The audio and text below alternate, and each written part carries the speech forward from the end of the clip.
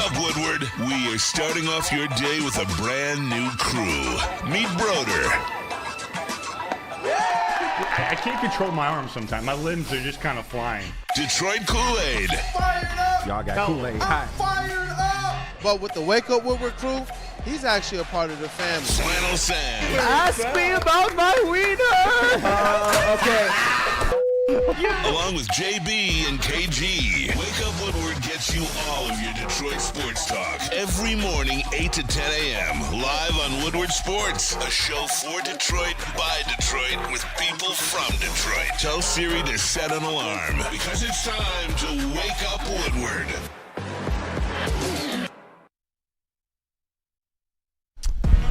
What up, though, people? It is Wake Up Woodward. Man, you know what? The back wall, it just kind of, for a second, I was like, oh, that looks really nice, man. Shout out to JB, KG. I know this is an initiative that you guys have wanted to do for some time. So it's pretty cool to see it, and I like it. Oh, yeah. It's your boy, Brandon, a.k.a. Detroit Kool-Aid, your credential Pistons reporter and writer for the network, Flannel Sam, Red Wings correspondent, all sports knower. What up, though, man? What you think? I love it. And last night, honestly, was probably the least tapped in I've been into sports in a long time. There wasn't anything going on with our teams, but that changes tonight, obviously. But it's nice to unplug. But, you know, Michigan got a nice win on the recruiting trail. We'll talk about that in a second. Hey, you know what? I guess we're going to see from here. Yeah. Sharon Moore, the program builder. It's going to Yeah. be a story that I'm hoping ends well for him. Because I just want to see Michigan do good. I don't want to have to see them go and do anything different, have to reload or start over. And, hey, I saw that one Bryce Underwood. Yeah. He shared something to his stories. Did you see that? What did he share? He shared a big recruit that University of Michigan just got. Yes, sir. Let's go. Yeah. Do you want to get in? What are his teammates? Let's get into it. Let's introduce it. Yes. And then we'll introduce our guests as well. Yes. So what we're going to talk about after we introduce the guests is just Sharon Moore on the recruiting trail. Last night, Michigan landed a 4-star safety and high school teammate of Bryce Underwood, Elijah Dotson, who is the number 2 ranked player in the state of Michigan, with number 1, of course, being Bryce Underwood. So you love to see that. You've seen quite a few recruiting wins from Michigan lately, and that might be enough to give Sharon some grace. We'll see. We'll see what I think in a second, but go ahead and introduce the rest of the crew. Hold on, Chase. You're going to be the first one I introduce. I see he's already ready to go. But shout out to our brother Matthew Broder, and shout out to that dude Justin as well, the WUW Crew family members. Cannot wait till we see you guys in person again. Cavassier Chase or Chase GPT, I don't know which one we're getting. Or Spicy Chase. I have no idea which one we're getting. But welcome to the show, brother. Hey, good morning. Happy to hear you guys are landing a big recruit. I mean, that should help your defense immensely. You guys have been really struggling to stop teams. Your offense has been just lighting it up on the scoreboard, and you just can't and you can't keep anybody off of it. So, it's wonderful that you're able to just shore up that secondary and that that worst unit of your team. So, thank you, Chase. Congrats to Michigan. Hopefully, you guys have a better record next year. Don't trust me. It's not. It's been a disastrous season. It's just you hang on to, you got to reload the Jimmies and the Joes somehow. And hey, we'll even see if I think they're doing enough in just a second, because, I'll tease it a little bit. Go on. Shout out to Detroit's number 1 draft pick in the sound booth. That is KG, a.k.a. Black Hollywood. What up, though, brother? Hey, what's good, Crispy man? hat, man. Hey, appreciate it, man. Apparently, I pissed you off. I'm just at home chilling yesterday, and I get a text that I done set my mans off, man. I'm just trying to see what's up with you, Kool-Aid. What's going on? Talk to me, bro. At home. Hey, man, look, Kid Kool-Aid and I, man, we hit the trails yesterday. Went back to Dave & Buster's, set a new high score. You guys will see this. KG did this. KG, man, look, there were people walking by like, nope, can't play that game. High score's already hit. Yes. Hey, and it was cool to have Kid Kool-Aid in on it too. Oh, man. yeah, big shout out to Kid Kool-Aid. But Big Kool-Aid took it personal. Yes. It's basketball. It's hoops, baby. It's hoops, baby. Woodward Sports MVP in the TD booth. That is JB Smooth. What up, though? What up? Got to represent the Bay. Got the Bay Area. Shout out to Warriors, 11-3 right now. Kool-Aid, I can't believe you did that yesterday, man. Come on now. Kids just trying to play at Dave & Buster. You just going to embarrass them like this. They can't even play Listen, the game ball no is life. more. You put a hoop anywhere. I don't care. Ball is life. There's never this is just for fun. No, it's not. No, it's not. Ball is life. Looking at you, We still ain't seen the hardwood. But we'll take David Buster. Sure, why not? Oh man. Still waiting on that mixtape. Hey, you know what? We're gonna put together one. We're gonna put together an OG mixtape. That's what we're gonna do. A geriatric style though. Geriatric style. Dr. Pierce, be on standby, my boy. You're right. He's gonna blow his knees out, try to what up me. Crossover. Go up there and be like, Deuce, oh, I'm back. And it's over. It's a wrap, man. But you know what? Let's tell the people what we are talking about today, because we also got to pay some respects to hopefully a long time member of Detroit sports. And unfortunately, all we can say right now is hopefully. We're going to get into Tarik Skubal officially winning the Cy Young, and our pleas for, and by pleas I mean PLEAS, for Tarik Skubal to be locked up long-term with the Tigers. We're going to be talking about Jared Goff and his MVP case. We're going to be talking about Jahmyr Gibbs, because he's somebody that definitely deserves his shine as well. Oh, yeah. And I personally think it would be a lot of fun for Kool-Aid to respond to Matt Dery's comments on Jameson Williams. And honestly, I'm sure you guys are just dying to hear what I have to say as well, because me and J-Mo have a history, but it's going to be fun. But first, Sharon. Oh, go ahead. No, just really quickly, guys. See, you got the topic overflow. Cody Davis and I, actually, of Detroit News, we were actually able to ask a couple questions back to back to JB Bickerstaff as well. So if we get time, we will play that. And it is on the Jalen Duran one. I asked about the responsibilities, and JB Bickerstaff, he's a coach's coach. I'll just say that. Yes, he's a coach's coach.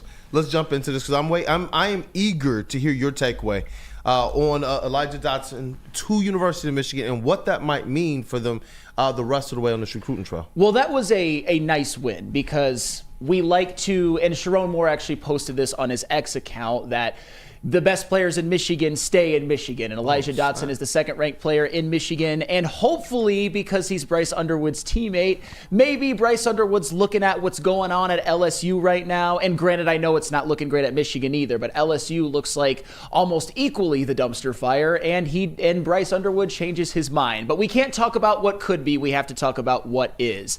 And right now, Michigan has the 14th ranked recruiting class in the country. They have 4 top 100 players and 1 5-star, and that's offensive lineman Andrew Babalola. I like that, but I still want their recruiting to be better. I think they need to be in the top 10 if they want to reload properly, and that's not even counting the transfer portal, because they really need to hit the transfer portal hard as well. So Sharon Moore has some work to do. I think if he gets Bryce Underwood, he's safe. I think he's probably safe if they beat Northwestern, honestly. That's not my opinion. That's what I think. However, none of this changes the fact that if Michigan loses to Northwestern, I want Sharon Moore's shot to space. I don't think that they will lose to Northwestern, because I think the team actually likes him. I think they're going to play for him. I think they understand what he was able to do as a coordinator and as an interim. I just think Michigan has a quarterback problem and a big X's and O's problem and in-game decision-making. I don't think it's about that Sharon has lost the locker room. So I think they body bag Northwestern. But if they don't, if they lose to Northwestern, it would be maybe no bowl game. Actually, almost guaranteed no bowl game. Punt them to the moon? Yes. Can he at least get a New Holland space machine on the way? Yes, he can. As long as he goes to the moon. But that's if.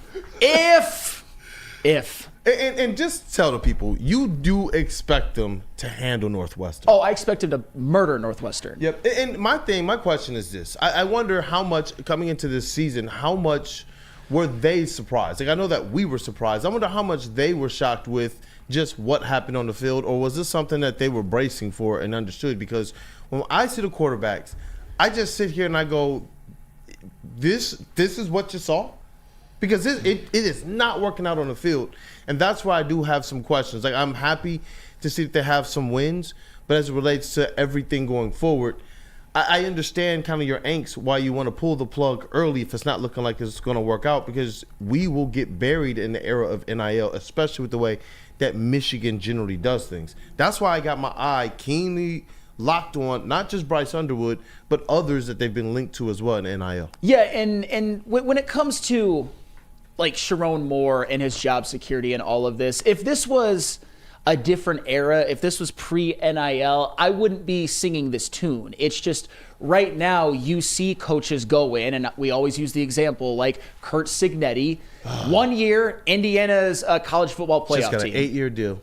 Just got an 8-year deal. And if this is if Sharon Moore, if Michigan, well, they've already cratered their season, but if they do something unthinkable like lose to Northwestern and finish the season 5-7, you have to wonder.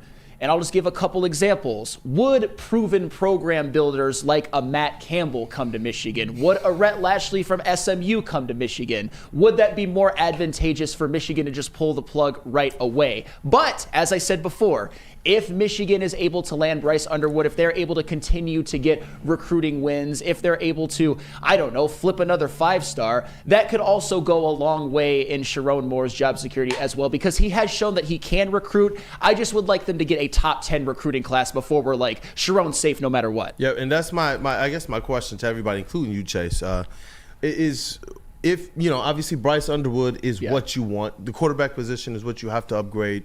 Outside of that, what are some of those other? I'm not going to ask for specific players unless you have them, but what are the specific positions going into next season? Are you hoping are part of this recruiting class? Recruiting, I'm not as concerned about specific positions. I like when we're talking about the top 100 players that they got an offense, they got a tackle, they got a tight end, they got a corner, they got a wide receiver, and I'm looking at that as all needs. I mean, Andrew Olesh is the 47th ranked recruit in the country. He's a tight end. He's your Colston Loveland replacement, although it's a lot to ask for him to be as good as Colston Loveland. And then Shamari Earls is a corner, the number 67th ranked recruit in the country. He's your hopefully a Will Johnson replacement, although Will Johnson, he's a unicorn. But you understand what I mean. You're going to have these needs. When I talk about needs for next year, it's obvious. A portal quarterback. If it's not Bryce Underwood, it's probably a portal quarterback or Jaden Davis. You need lots of upgrades, and you're going to probably lose Khalil Mullings and Donovan Edwards. You're going to lose Kenneth Grant and Mason Graham. You're going to lose Colston Loveland. There's a lot to replace, but as far as position specific, I'm looking more at the portal. Yeah. What up, though, KG? Yeah, no, I agree with a lot with what Sam said, and a good reason why I don't want to give up on Sharon Moore is because of his ability to recruit. And I honestly feel like maybe he can even be a better recruiter than Jim Harbaugh was if he can get this back to a winning program. So, I mean, I like what he's done so far. It looks good. We still need to see more, though, like Sam said. Unfortunately, I don't necessarily expect to get Bryce Underwood. If we were to get him, that's like an added bonus to me. But obviously, if you don't, you have to attack the transfer portal like a madman. Like, since you are willing to start shelling out money, then don't be shy. Shell out the money, man. Let's go get some people. But in terms of positions, I'm looking at two, definitely. Wide receiver, you have to get better at wide receiver because, some of the guys on the team are cool now, but I don't think they can be your number one and number two receivers going forward. Wide receiver and definitely defensive line because you're losing two of your biggest guys in the draft. They'll both be first-round picks. I know it might take time to build up the secondary, but as far as defensive line talent, I feel like they need to target that because they need to keep that front four strong in order to, have a solid defense. But if Sharon does that and, maybe make some personnel changes, in particular offensive coordinator, if he wants to do defense too, that'd be great. But, I don't expect both. But if he can maybe make a change of offensive coordinator as well, then I'm cool. I'm cool regardless. Yeah, Kirk Campbell goes no matter what. Yeah. If Kirk Campbell's on the sideline next year, there's a 0.0% chance. He gets no New Holland, huh? No. And I would say the same about Wink Martindale. Although as the season has played out, I think Kirk Campbell is the much weaker link. Yeah. Although Wink Martindale, I'd be fine with getting rid of him too. Yeah. Chase. Did you You say were back that, there shaking your head, man. Yeah, What's did you up? say you think Sharon Moore can be a better recruiter for the University of Michigan than Jim Harbaugh? If he were to get this back to a winning program, yes, I feel like he has no the potential to be a better chance recruiter. at all he has to get the program anywhere near to where Jim Harbaugh had it any point. I'm He just can't even talking get it. about He can't even solely get it close. recruiting. He's I'm not talking going to be about able. solely because you acted like Jim Harbaugh was like 5 stars every goddamn year. No, Jim we were Harbaugh- doing this basically off the back of 4-star recruits. Yeah, but he was able to coach up those 4 stars. Like I agree with that. I agree with that. What inspires you about this coaching staff, even including Sharon Moore? Like, you guys should honestly, you guys should just want a clean house to start all over. How many times has the guy who replaced the guy, meaning Jim Harbaugh, like been successful? Like, there's going to be this like rebound period where there's someone comes in and it's not going to go the way that it looked. You know, it's not going to be as nice as it was before. But you just got to accept it, move on, start over. I want to be fair to Sharon Moore. When you look at his history in football, Sharon Moore is a really good coach. That's fine. But He can be a good coach. You can't be Michigan. Hold on. We've seen head coaches have to go and switch things up with their coordinators. Even the great Dan Campbell had to do that. This is his first year as a head coach. And that's where I do agree with some of the people that state, let's see what he does from here, just like we did with Harbaugh. Yeah. We did the same things with him. Even when it looked bleak, we Harbaugh still wasn't did the a same first-year thing. head coach, though. Like Sharon Moore there's no track record. There's nothing that gives you any hope. This season should not give you any hope at all that he can do it. If your introduction to Sharon Moore is just what you saw last year, then I understand. If your introduction to Sharon Moore is the fabric of football through the state of Michigan for I don't know how many decades, that's something completely different. There are people who have played all over the state, including Central Michigan, who he has an imprint on. So I'm not going to take a shot at who he is as a football coach, but who he is as a program builder. That's where I have the questions. He's and that's what I'm saying. coaching You the have team, to, though. But you have, we already understand how important was it to have Jesse Mitchell last year for Jim Harbaugh. It was very That's what I'm important. saying. And he didn't start that way. He had to get to that position, and he tried multiple combinations and got the opportunity to try multiple combinations at his coordinator. I feel like you're discrediting all the success Jim Harbaugh has had along the way in his career. I'm not discrediting. But you're saying like he needed Jesse I'm saying when he got Minter, to though. Michigan, because those things matter, just like AG and Ben Johnson matter to Dan Campbell. That's why they get paid the way they do. That's why they get hounded the way that they do. That's why everybody for the last 2 or 3 years have talked about how good those guys are and should be head coaches, to the point that they literally, team is in mid-flight. Hey, bro, sorry that you're on the way, but I'm not coming. That's how coveted these guys are, and that's how important they are to the success. I can't be a hypocrite on one end and talk about Ben Johnson and Aaron Glenn, rah, rah, rah, but then on this end, and know how important those coordinators were for Jim Harbaugh, too, when Michigan finally caught his stride. But then sit here with Sharon Moore in first year, while college football has completely changed overnight, and act as if he doesn't deserve at least an opportunity to see, will he make the requisite changes? That's all that I'm saying.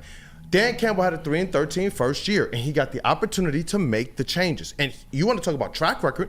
What did we have with Dan Campbell? Everything that was against Dan Campbell. And everything that after that first year said that he should not be a head coach. We shouldn't be comparing different situations. Like, the fact of the matter is that Michigan just won a national championship. They replaced their head coach, Jim Harbaugh, with Sharon Moore.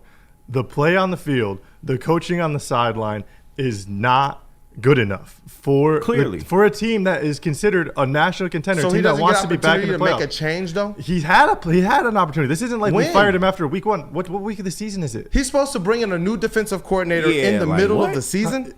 You can fire your defensive coordinator in the middle of the season. You can appoint other people. That's what I'm saying. When you're talking about college program, you're talking about guys who are handling relationships with your recruits, bro. You don't just do that in the middle of a season. There's so much more that's going into this thing than what's just happening on just the You're not going to get recruits if you don't make a change. Like, who would was want to never come gonna get a foster change those year relationships? You have to prepare those guys with people for that. who aren't going to be here? Like, that's like these guys. They have to understand that there's a change coming, because we've seen this before. You Where guys this has affected recruiting. Sam just said he wants the coordinators gone, at least the offensive coordinator. So why do you care about any of the relationships that Kirk Campbell is building with any of these recruits if he's not going to be here next year? Because if you snatch them from under their feet before they have an opportunity to know where the program is heading, But you're that just is building a up this problem. relationship for no reason. You're With wasting the program, then it gives you Chase- the opportunity as a So program. build it with that's what I'm saying. Build it gives with you the an opportunity program, as- not with the coordinators. Get rid of the coordinators who are not here. But who are Chase, we also have to worry about replacements. Who the hell you gonna replace him with mid-season? Like, this was always gonna be a tough turnaround for a first-year head coach that had all that turnover. That's fine. You can find coaches, take the coordinators, time in the players. offseason to find your replacement. You guys were just talking about building that relationship with the program. Bro, he got the specific job in coach. January. How was he? He didn't really have enough time to really sink his teeth into this year. Yes, the problems are the problems. Yes, they should have had a quarterback. But we here now. It is fucking week 12, bro. We are here now. It is what it is. But I was more so, and you're right about the coaching aspect. He has to get better at the X's and O's. I totally agree with that. I'm more so speaking to the fact that he has a knack for recruiting, and that's something that we have noticed from the time he has stepped foot here. He seems to have a knack for recruiting, and that's why I say he has the potential to be a better recruiter than what Jim Harbaugh was if he can get this program back to winning, because he has a knack, especially with the fact that Michigan is leaning into NIL more now. He's a younger coach. He's more relatable. He does things differently than what Jim Harbaugh would have done. I feel like, yes, he has the potential. Will he reach it? We don't know. But I'm just saying the potential was there. Why didn't he recruit a quarterback in the offseason? Because, Chase, he got the job in January. He was going to have what he had. You know who I heard that question asked of too? Jim Harbaugh. Yes. Well. So that's what I'm saying. If this was next year, Jim. If this was next season, Chase, in the middle of the season, I would literally be agreeing with you if this is how it was playing out. But we haven't gotten an opportunity to see who this individual is going to be after having a year of understanding what this new era of college football is. He went through spring practices. He went through the spring game. Like, it's not like he had no time. He didn't take over the job in August. Okay. He was part of the program. What's your program's record? Huh? We're 4-7 right now. Fire them? Fire everybody? Our coach just retired. Fire everybody? Our coach just retired. He just walked away. Fire them. Let's not shuffle it. Whoever's going to be in there, whoever's responsible, just fire them. Because they don't get opportunity to learn from whatever they have mistakes on. This is Michigan deflecting. This is Michigan deflecting from addressing their own issues and trying to point and blame on from what issues? You're trying to come at Central right now. You're trying to come at Central right now for being a 4-7 team. We're talking about Michigan not being good enough. But we all agree on that. Who's pushing back on those? But you guys you're saying they're not good enough, but you're also okay with still being not good enough next year. Who said that? You guys saying you're okay with Sherman Moore coming back? I didn't say we're okay with him not succeeding, though. And Chase, that's the whole point. Nobody said that there's no standard. Now that they are spending money, they can turn this shit around in 1 year. How profound of a statement is to say, I'm not okay with my coach not succeeding?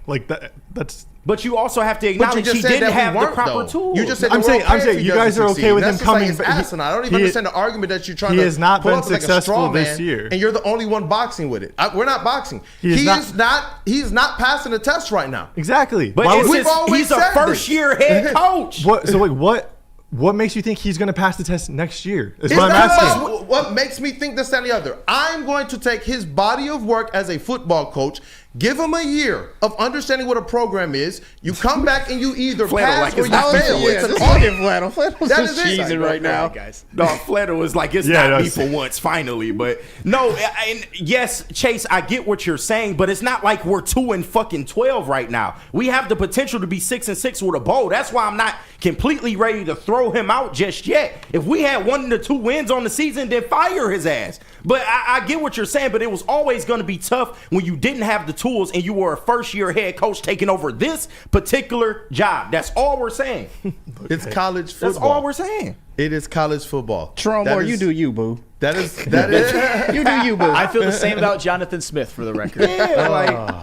But I think since this is a passionate conversation, I love it. I love that I was able to just kick back and sip on my water. But great conversation. There was nothing I could. If we lost to Fresno State and Arkansas State, then maybe we have a discussion. There was absolutely nothing that I could add. I think that you guys did a great job. And shout out to Broder in the chat. Shout out to Broder in the chat. We don't give up on our people after half a season. That's fine. The writing's on the wall. If you guys don't want to read it, that's up to you. And I think you guys, everybody made great points. But where we can all kumbaya?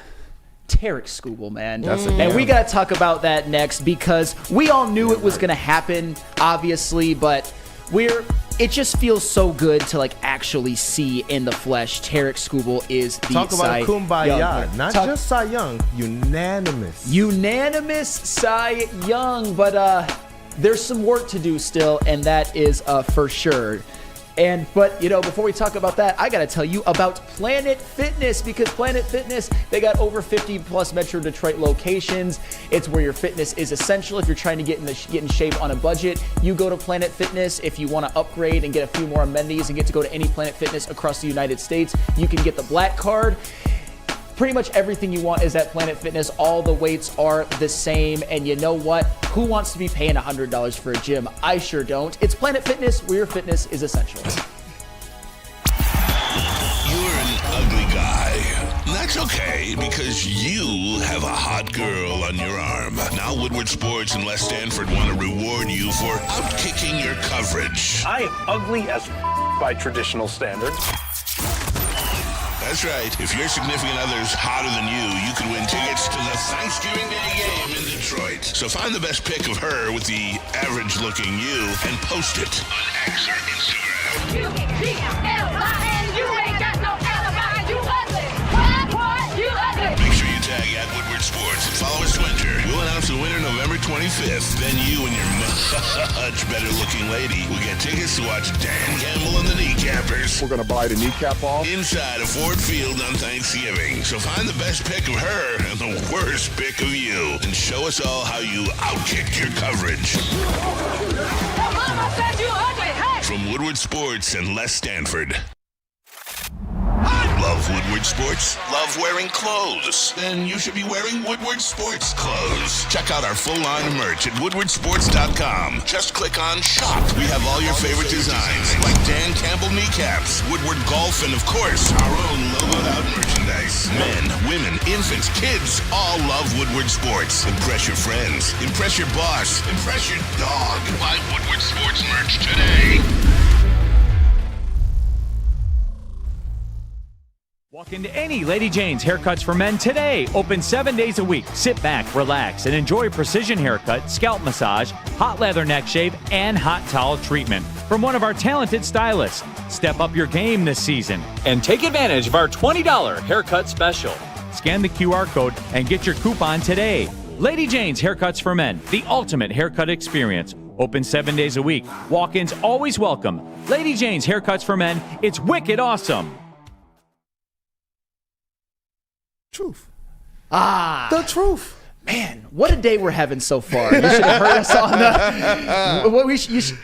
If you want more proof that I'm a changed man, look at that last segment and look at this break. Dealing with divorce, child custody, visitation, or other family law issues, Kevin and Catherine at KDK Law in Birmingham will have your back. With 10 plus years of experience and 24/7 availability, scan the QR code on the screen or call 248-971-0476. Say Woodward Sports sent you and KDK will pay your filing fee. KDK Law, they've got your back. KDK Law got your back. Wake up, woman. Woodward Sports got your back. And chat family, I'm hoping that you guys have ours. As always, you guys, chat family, are the most important part of the WUW Crew. So go ahead and smash that like button and let's run it up. We got to talk about, you know what, somebody who deserves all the likes in the world, and that is Tarik Skubal. It should be unanimous too. Just like Cy Young winner Tarik Skubal, man. Got all of the first place votes as he should have. Tarik Skubal won the pitching triple crown. And not that it matters because it's a regular season award, but they don't get past Houston if he's not their starter. They don't win it. They probably get swept against Cleveland if he's not their starter. Obviously, he ran out of gas a little bit, but I'm not blaming him at all for that one bad inning. It's just Tarik Skubal's the best pitcher in baseball. He deserved this award. He stabilized the team with all of the injuries because we talk about pitching chaos and all of that. It was anything but on Tarik Skubal starts. It was almost an auto dub. Yeah. And that's very important to have with a team that has aspirations and had aspirations and ultimately made the playoffs. The problem is that we're obviously thrilled that he was awarded with a Cy Young. But there's this limbo period that we're in with him where he's not signed. He's only got 2 more years of team control. A 2-year window to win a World Series is very, I'll rephrase. A 2-year window with Tarik Skubal is very finite, and I don't like the possibility of having this 2-year window, then maybe not cashing in and then losing him for nothing. That's kind of the problem. We can be happy that he won the Cy Young, be absolutely thrilled, had watched some of the best pitching we've ever seen with our own eyes this season, but also be like, front office, ownership, get your shit together. Pay this man his money. Chuck Brewer, sign him today. Yes. With a couple exclamation marks. So I wanted to make sure that we gave it its just due. Man, give this man his money. I was hoping by the time his birthday rolled around, because it was his birthday yesterday, and by the time he was going to be accepting the speech, it could have been as a paid man. That's what I thought. Like, you know what? Let's ride the wave. The Lions locked in some players. The Red Wings locked in some players. The Pistons locked in Cade Cunningham. Let's do the right thing here by Tarik Skubal. I don't understand it. In a in a sport where the cap really doesn't matter, I don't understand why you don't take somebody who is associated with the identity of your team winning. Not just a good player while your squad is losing. I'm talking about a player who we know lifted and elevated your team in each and every one of his starts. And in the playoffs, that's what we talked about. A lot of people, they say, well, why would you pay a guy this much money for just starting once every fifth game? Because when you get to the playoffs is when you realize, you know what? We can put him in a position to pitch a little bit on shorter rest if we have to. And he wound up, how instrumental was that for the Tigers moving on in the playoffs? It was the most instrumental. It was the most instrumental in them making the playoffs, because you can say that, yeah, he pitches only once every 5 days. That's true, but what's also true is I firmly believe that this is a team that wins maybe 72 games this season without him. That's how important he was. That's how stabilizing he was when a lot around him was crumbling. I mean, how much around him crumbled at certain times this year? You had Kerry Carpenter go down. You had Parker Meadows go to the minors. You had Riley Green go on the IL for a little bit. You had Jack Flaherty get traded. You had Reese Olson go on the IL. The beginning of the year, bullpen completely flamed out. Yes, you had Kenta Maeda have the Monstars take all of his talent. You have Matt Manning turn into a nobody who might just be a career minor leaguer up to this point. All of that happened, but the stabilizing force was damn near every 5 games you were going to get the best pitcher in baseball on the mound to give you between 6 and 7 and maybe 2/3 innings of ranging from 0 earned runs to 1 earned run to 2 to 3. I think he only had a couple starts where he allowed more than 4, and that makes sense because he led the American League in ERA. But yeah, this is the point where you got to pay him. And I honestly think that the fact that he won the Cy Young almost gives you a little bit of cover if you're Chris Ilitch, if you're Scott Harris, just in case Tarik Skubal the injury bug does bite him again, because he won the Cy Young. Scared money does not make money. I don't want to hear I don't want to hear about how, he's had Tommy John before, or he missed about the first half of the year before due to injury. He won the bleeping Cy Young. What are your prospects moving forward without him? I get it, you're still going to have him for a couple more years, but it looks like you're going to have him for a couple more years, but still kind of slow play everything with the prospects. He needs to be paid. He needs to be locked up long term. I don't care what it costs. He's the best pitcher in baseball, and he's the Cy Young winner. Hey, is there any strategy? Just help me if I'm missing anything, including you, chat family. Is there any strategy in not giving Tarik Skubal the money right now? No. The longer you wait, the worse it's going to get. And I'm spelling Skubal Cykubal. Yes, because he's earned it. Yeah, he's earned it. That's what it is. And that's what I don't get. Like, Chase, help me if I'm missing something. Is there any reason why Tarik Skubal shouldn't get the bag today? I mean, I don't see why. Like, that's what I'm saying. Like, it's not done. So that's why I'm just like, maybe I'm missing something. I know that those guys are supposed to be a lot smarter than I, and that's why I'm just like, I don't care. I know what money you probably want to pay him. I know what deal you probably want to have. But what message does this send? Think about all of the accolades that Dan Campbell and Brad Holmes and Cole got for taking care of their players and setting the market with their players. Even when other players in the league came out and quip things about maybe Amon-Ra's not worth that money. Ex-players coming out and saying that, and people in the media. But this organization understood, the value of their players and treating them the right way. And how does that look to the guys on the outside of the organization that now want to be here? You look at your DJ Readers, you look at your Davenports. It's unfortunate, but you look at your Carlton Davises. You look at even Zadarius Smith, and guys want to be a part of this organization. They're talking about how this organization treats its players. That was one of the highlights of Zadarius Smith's interview, his first interview, I think, on national TV as a Detroit Lion. And so when I see the Tigers doing this with a guy who is proving it, bro, they were bro, can you just give him just a little bit of a power boost and he gets you to the championship game? Like, how do you not take care of him? That's why I just asked the question so plainly, because it doesn't make sense, bro. Well, and it kind of leads to something that, and I don't want to put too much into this, but you kind of said how he hasn't been taken care of yet.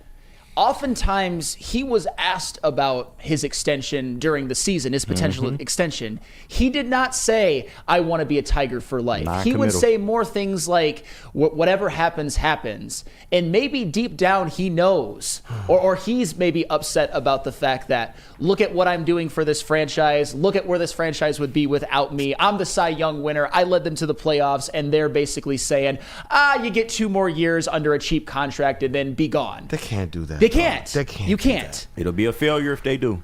If they don't pay him and they don't at least replicate the success that they had this year for the next couple years, it's a failure. We got to just call it. It is what it is.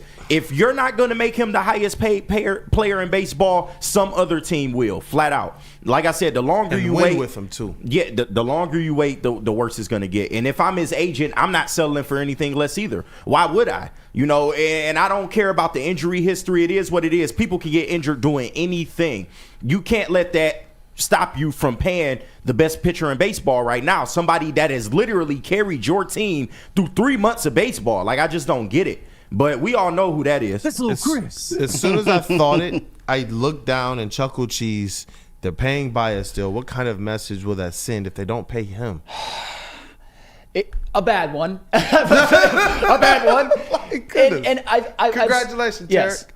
And the more we talk about it, because there's a part of me, and this is not what I would do, that would be able to understand if you said we're going to keep him for 2 more years, but then if they just say we're going to keep him for 2 more years and risk losing him for nothing, you got to go all in for a World Series. So I'm like, you know what? If you're going to do that, show me Juan Soto.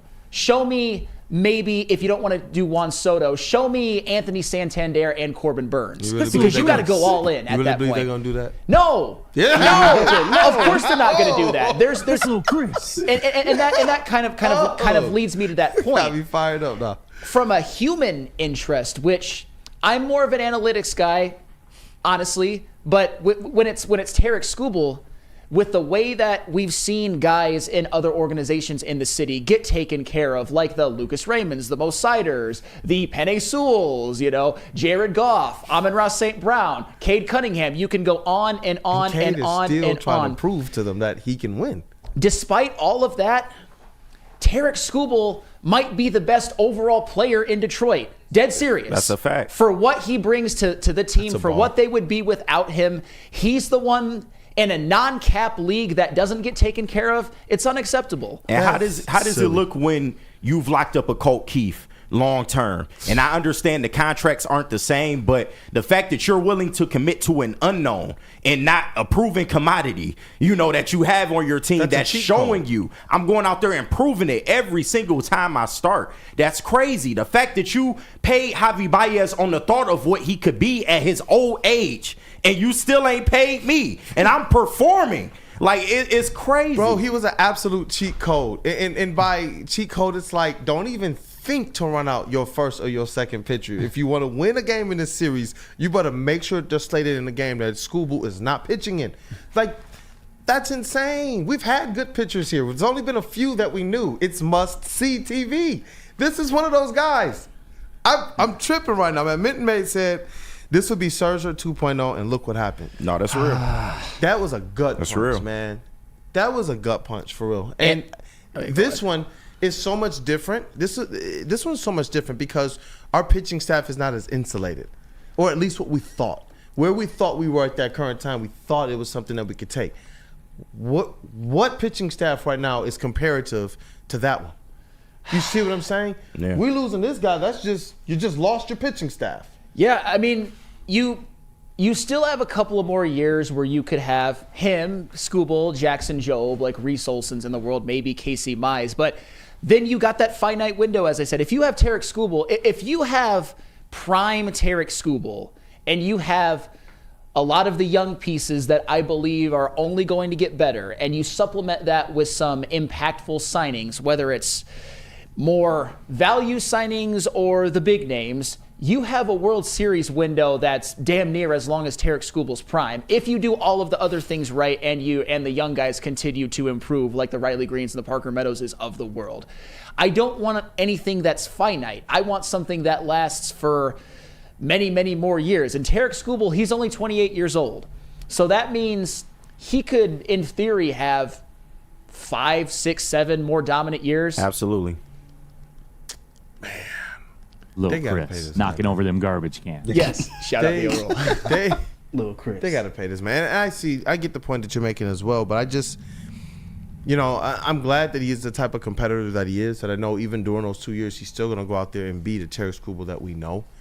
But I just don't know the message that it sends, not just to Skubal, but to the rest of your own team. Yeah. And you know what? Other players out there, when you're talking about free agencies, when you're talking about trades and such, do players want to come here? So it's just like, that's trash. One thing I want to ask, though, before we put a bow on this, does it hit any differently to you that a report has already leaked that they made him a non-competitive offer? Does that make it worse? That's where a little bit of my fire comes from. Yeah. It'd be different if it's a low ball offer. A non-competitive offer, that's just a little disrespectful in my opinion. Or even if I hadn't have heard anything, I could even hold out hope that maybe they got something in the works, and maybe they still do, and maybe, Scott Boras, that's another factor in all of this. True. Maybe he's going to want something for Skubal that is even more astronomical than we even know. But at this point, I'm probably like, give it to him. Yeah, honestly, I've said it could be posturing, it could be negotiation tactics, because it's early in the process, but the fact that it got leaked, because we normally don't hear about these type of early offers early in the process. The fact that it got leaked, it doesn't necessarily spell good to me. It seems to me like the relationship between Scott Boras and the Tigers organization is not good. So let's talk about the Lions. Let's talk about some good news. Congratulations. Yes, and Cy Young winner. let's not get lost in this, because we have Still have the 2 years. this has been I would say a more negative segment in terms of the potential future, the fact that they haven't signed him. Let's not get it lost. They were a playoff team last year. He was awarded with the Cy Young. That is the most important thing. But I think all of us as Tiger fans foresee a future where Tarik Skubal can lead this team to a World Series and have many, many more dominant seasons. And the fact that he was already awarded with the Cy Young, I think that gives whatever risks that there could possibly be, that gives Scott Harris and Chris Ilitch cover. He was the Cy Young Award winner. What were we supposed to do? That's all you got to do. That's all you got to do to justify it. And if it doesn't work, it doesn't work. But you got to take that chance. Everybody in the city, everybody in the state, everybody who's a Tigers fan in the world wants this to happen. Everybody. If somebody doesn't, I am curious. Please put it in the chat. Let us know why. If you don't think that they should make Tarik Skubal the highest paid player in baseball. There's a couple people, but we'll let them still filter through. But before we do anything, I got to tell you about Woodward and Maine. But while we're transitioning to the Lions, Detroit, on game day, wake up with Woodward and Maine, your source for all the insider information on the defending NFC North champions, your Detroit Lions, with insight from Detroit sports media legend Terry Foster and rising star Matt Broder. Get ready, Detroit, every Sunday, 8 to 9 a.m. Woodward and Maine, brought to you by Tangerine Space Machine, Tully your local long drink, Sabbath Coffee, and Tullamore Dew Irish Whiskey. And then, of course, you have to watch the New Holland Brewing Company Lions pregame show, hosted by this league of extraordinary gentlemen right there. That was me during the Elijah Dotson news, but it would be even better. I might not even be a musket that day if it's Bryce Underwood. I might be able to go multiple times. It's the New Holland Brewing Company pregame show. Every game day, Neil Rule and Sean Belegian bring you the best Lions pregame show. Sunday, 10 a.m. to noon on Woodward Sports. Live at Second Best Bar in Detroit. The latest injury reports, fantasy sit and starts, and the inside scoop on your Detroit Lions. Join us for every Sunday home games live at Second Best Bar in Detroit. Your official guide to Lions game day on Detroit's #1 sports network, Woodward Sports. Brought to you by Tangerine Space Machine, Taller your local long drink, Sabbath Coffee, Tullamore Dew Irish Whiskey, and Les Stanford Chevrolet. Big musket with a semi-out. How do people feel about getting a Planet Fitness membership for $15 a month? How do they like working out in a clean and spacious gym that's filled with equipment for every workout? And how about free fitness training in the judgment-free zone that leaves them feeling energized all day long? Join Planet Fitness today with the free PF app, online or in club, and start getting that big fitness energy for $15 a month. Love Woodward Sports? Love wearing clothes? Then you should be wearing Woodward Sports clothes. Check out our full line of merch at woodwardsports.com. Just click on Shop. We have all your favorite designs, like Dan Campbell kneecaps, Woodward Golf, and of course, our own logoed out merchandise. Men, women, infants, kids all love Woodward Sports. Impress your friends. Impress your boss. Impress your dog. Buy Woodward Sports merch today.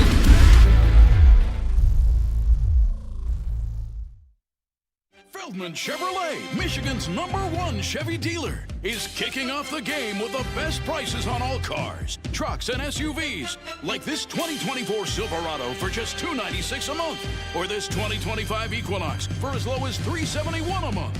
Our locations in Novi, Highland, New Hudson, Livonia, and Lansing means we have the perfect Chevy right in your backyard. Get the home team advantage every day at Feldman Chevrolet, Michigan's #1 Chevy dealer. Game is won in the trenches, and our big fellas don't mess around. The Woodward Heavyweights on Woodward Sports. We don't like to brag that we are the toughest sports network in Detroit, but we do have a guy named Darren McCarty on our side. Woodward Sports.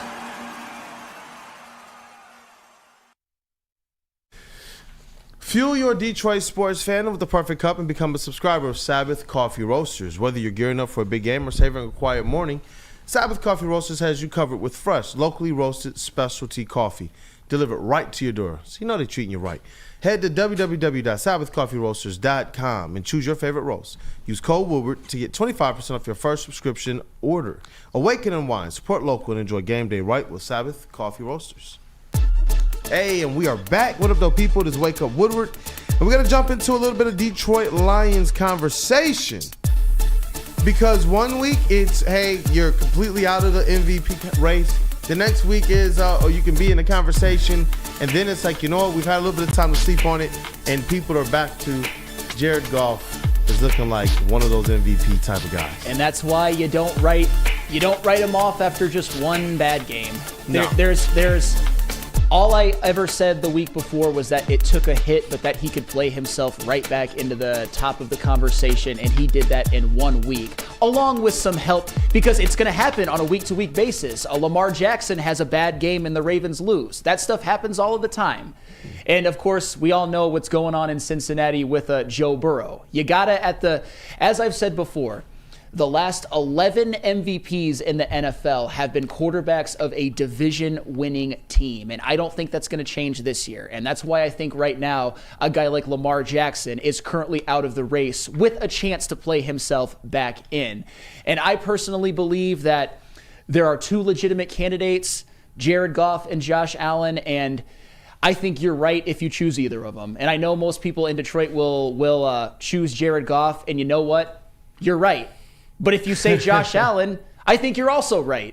It's a very, very close race. I'll just say that. And I remember before Jared Goff was getting the nods for MVP, but we kind of could see the trends heading that way. If he keeps winning, they're going to have to give this man his credit. And I remember we talked about it like, man, how important is that Bills game going to be in the narrative of all the voters?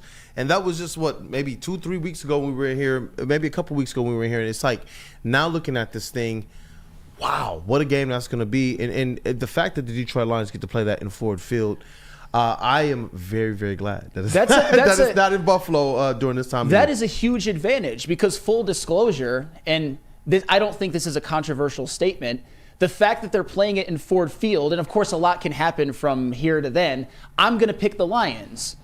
But if they played it in Buffalo, I'd probably pick the Bills, if all things stayed the same. Obviously, we're looking far ahead, but Buffalo's a tough place to play, especially in, it would be December at that point. That's what I'm saying. That's what I'm saying. Got it Ford Field, though. Yeah, winter is tough. People kept talking about, the schedule is so tough, but early on we realized, you know what?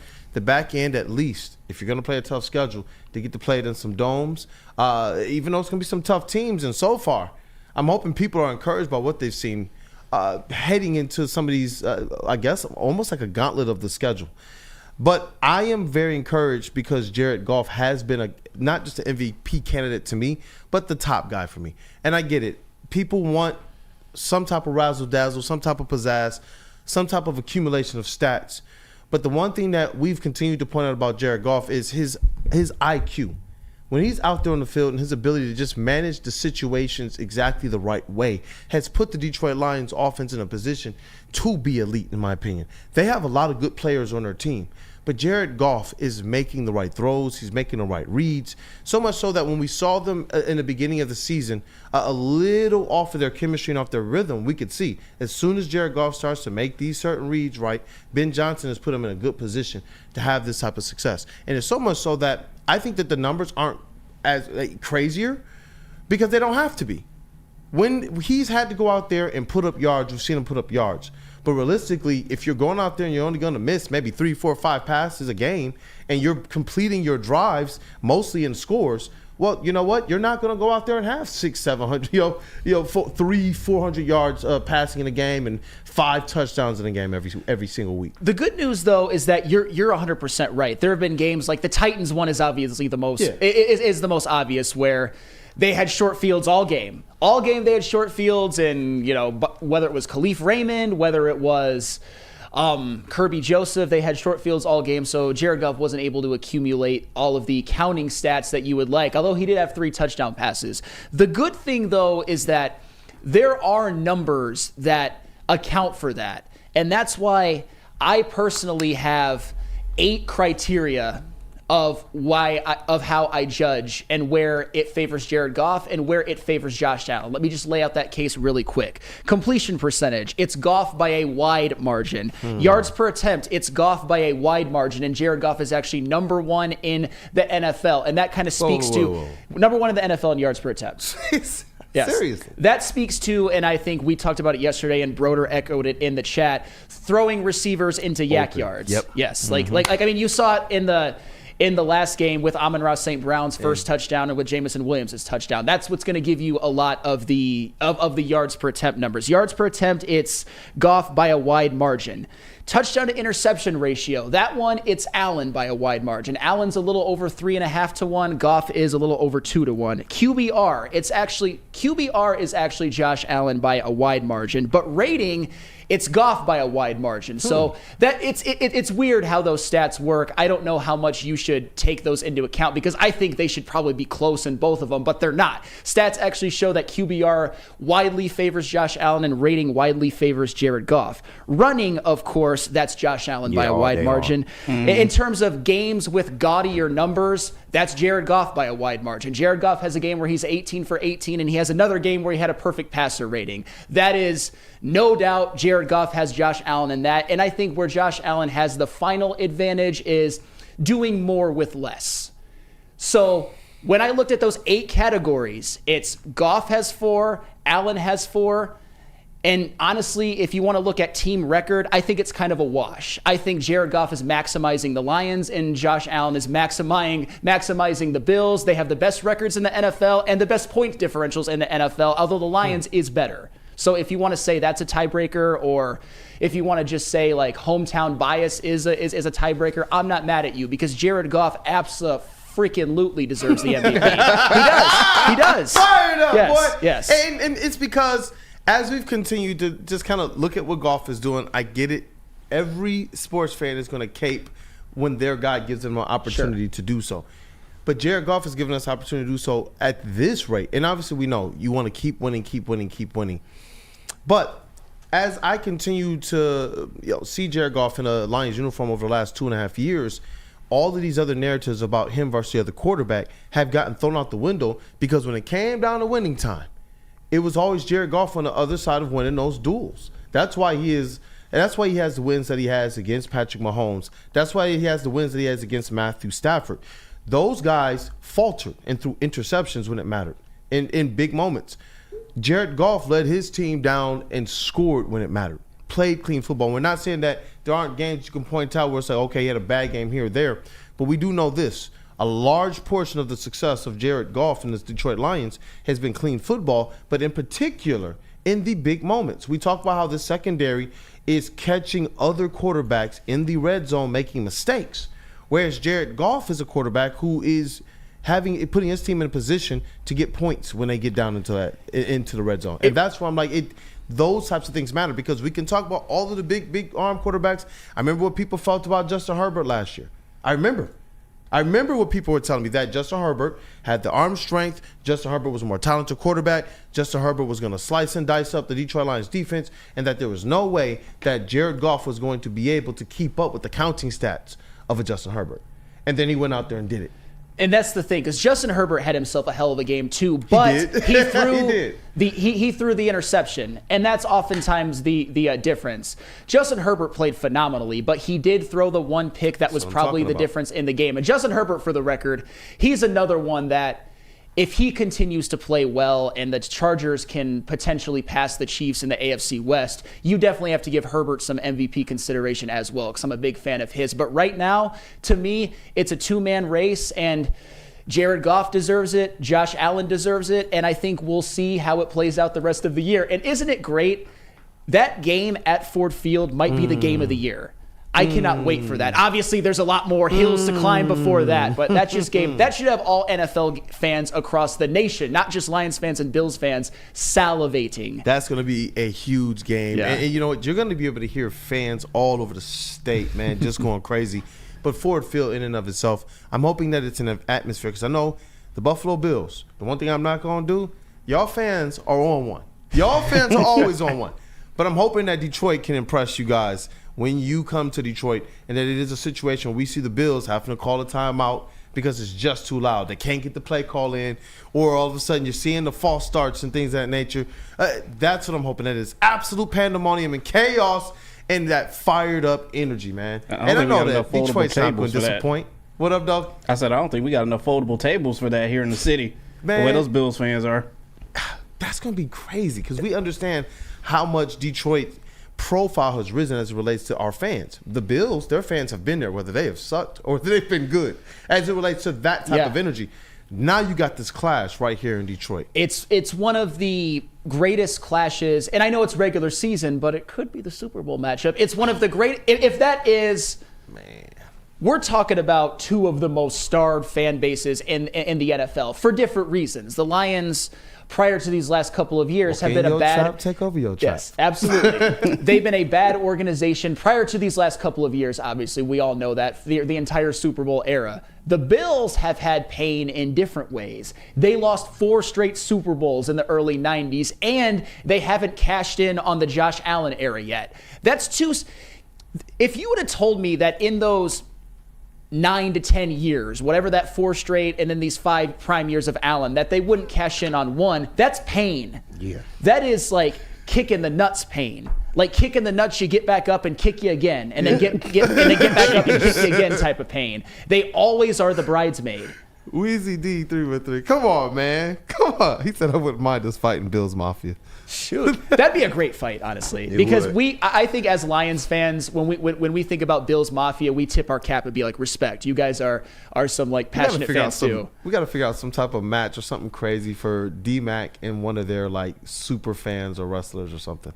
There we go. That would be insane. Or maybe D-Mac versus I can't think of any Buffalo Bill or Buffalo Sabre all time that's like the D-Mac of Buffalo. D-Mac's one of a kind. I think D-Mac jumping through a table would be dope. Though. That's what I was going to say. What if we could get D-Mac to put one of the Bills fans through a table? Oh. He would do it. Yes, and they would do it too. Because it would be a microcosm of what's going to happen in that game. But I know we also got to talk about the game that's happening this week. I know we're going to break it all down tomorrow. Don't worry, people. This conversation was as it related to the MVP, and we do believe that game between the Lions and the Bills is going to play a big part in the narrative in the minds of people. And whoever the script writers are, I'm hoping it's a great game. So they're like, you know what? That might have to be the Super Bowl match. Hey, but you know what? Hey, walk in any Lady Jane's haircuts for men today, open 7 days a week. Sit back, relax, and enjoy a $20 haircut special. A scalp massage, a hot lather neck shave, and a hot towel treatment from one of our talented stylists. Take advantage of our $20 haircut special today by scanning that QR code somewhere on the screen. When you do find it, you'll get your coupon. Today, Lady Jane's haircuts for men, open 7 days a week. Walk-ins are always welcome. It's wicked awesome. Stop searching for a vehicle and start finding one. Les Stanford Chevrolet Cadillac makes it easy. We harness the power of multiple dealerships and own the biggest selection of GM brands in the area to get you the car you need. With the Les Stanford Group, you'll have access to 4 different dealerships, providing you with more makes, more models, and more choices. We're connected to more than 1,000 vehicles. And with so many high-quality CPO vehicles available, you'll find new car quality at pre-owned prices. You can start and end your search at lesstanford.com today.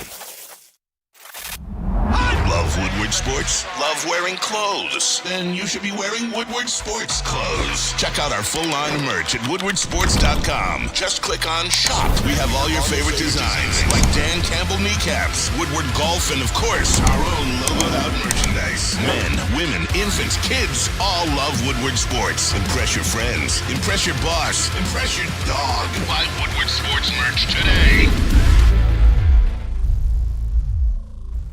Walk into any Lady Jane's Haircuts for Men today. Open 7 days a week. Sit back, relax, and enjoy precision haircut, scalp massage, hot leather neck shave, and hot towel treatment from one of our talented stylists. Step up your game this season and take advantage of our $20 haircut special. Scan the QR code and get your coupon today. Lady Jane's Haircuts for Men, the ultimate haircut experience. Open 7 days a week. Walk-ins always welcome. Lady Jane's Haircuts for Men. It's wicked awesome. A ton of fun, a ton of sports, and a ton of man meat. Welcome to the Woodward Heavyweights, live daily 5 to 7 p.m. on Woodward Sports. Attention sports fans, I got to talk to you about all right, here we go. Attention sports fans, let me start that over. Give it a little bit of a break. All right, there we go. Hey, attention sports fans. Don't miss out on expert sports injury insights with Dr. Jeff Pierce of Michigan Sports and Spine. Join Dr. Pierce every Tuesday during Big D Energy and every Thursday on Ermanni and Edwards, where he's offering you top-notch injury advice. So you got to trust the guy that DMAC is trusting. Dr. Jeff Pierce is here to keep you in the game and performing at your best. For more information, visit MichiganSportsAndSpine.com or call 248-426-9944.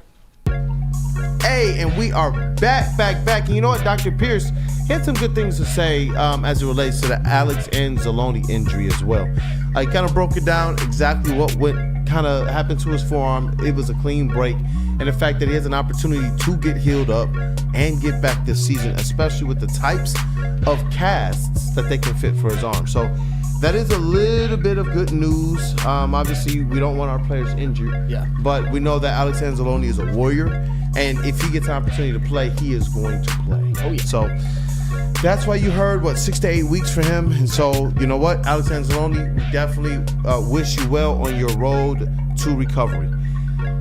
But now we got a little bit more heat, man. so far, 2 of the 3 segments have been fired up, and I think this one's about to be too. Yes, it is. I know we've talked about it a lot on this network, but we as a show haven't got the opportunity. Matt Dery on Locked On Lions, he had some comments about Jameson Williams after the Lions' 52-6 win. I don't know why he chose that game to do it, but here these are, and this is courtesy of Section 344 Lions. That's the X account. Go ahead and play the video, JB, if you would, please. Including the one to Jameson Williams, where he turned on the burners and then acted like a complete clown and grabbed his crotch and what. I'm done talking about that. Let me just, actually, I'm not done talking about it. Let me just get this out of the way before all the YouTube commenters come after me. Jameson Williams' act is getting tired. Sorry, guy's a talented player, but jumping backwards into the end zone when you don't have to. What if he hit his head, cracked his head open? What if he got a concussion? What if he hurt himself? Just run into the end zone. Just run in there. Just do what your other teammates do. You want to dance after? Go for it. Grabbing his crotch like Marshawn Lynch, whatever. You guys think it's cool? Hey, Breaking T has a t-shirt for it. Awesome. I think it's stupid. Sorry. Talented kid. But it seems like every week we bring up an immature act. Dog, tell me you got an agenda without telling me that you have an agenda. I don't even understand where to begin with that. I don't even understand. Like the fact that you have your platform and you use it to go to that place. That to me is utter trash. A guy who is just doing a football celebration, because I remember when Amon-Ra did flip into the end zone. I remember when Amon-Ra did some dives. Because he said act like your teammates. I've seen the teammates do things. They've had celebrations like this. Amon-Ra did a whole freaking flip, and I was like, whoa, buddy. Where was he then? Why is Jameson Williams, though, the one that you're going to pick on? Why is he the one that you're going to sit here now and say and try and say that this is noise? A celebration, a beast mode celebration, while they're running the Jaguars out of the building. They're running the Jaguars out of the building. Jameson Williams has, I think, statistically one of the best games of his career.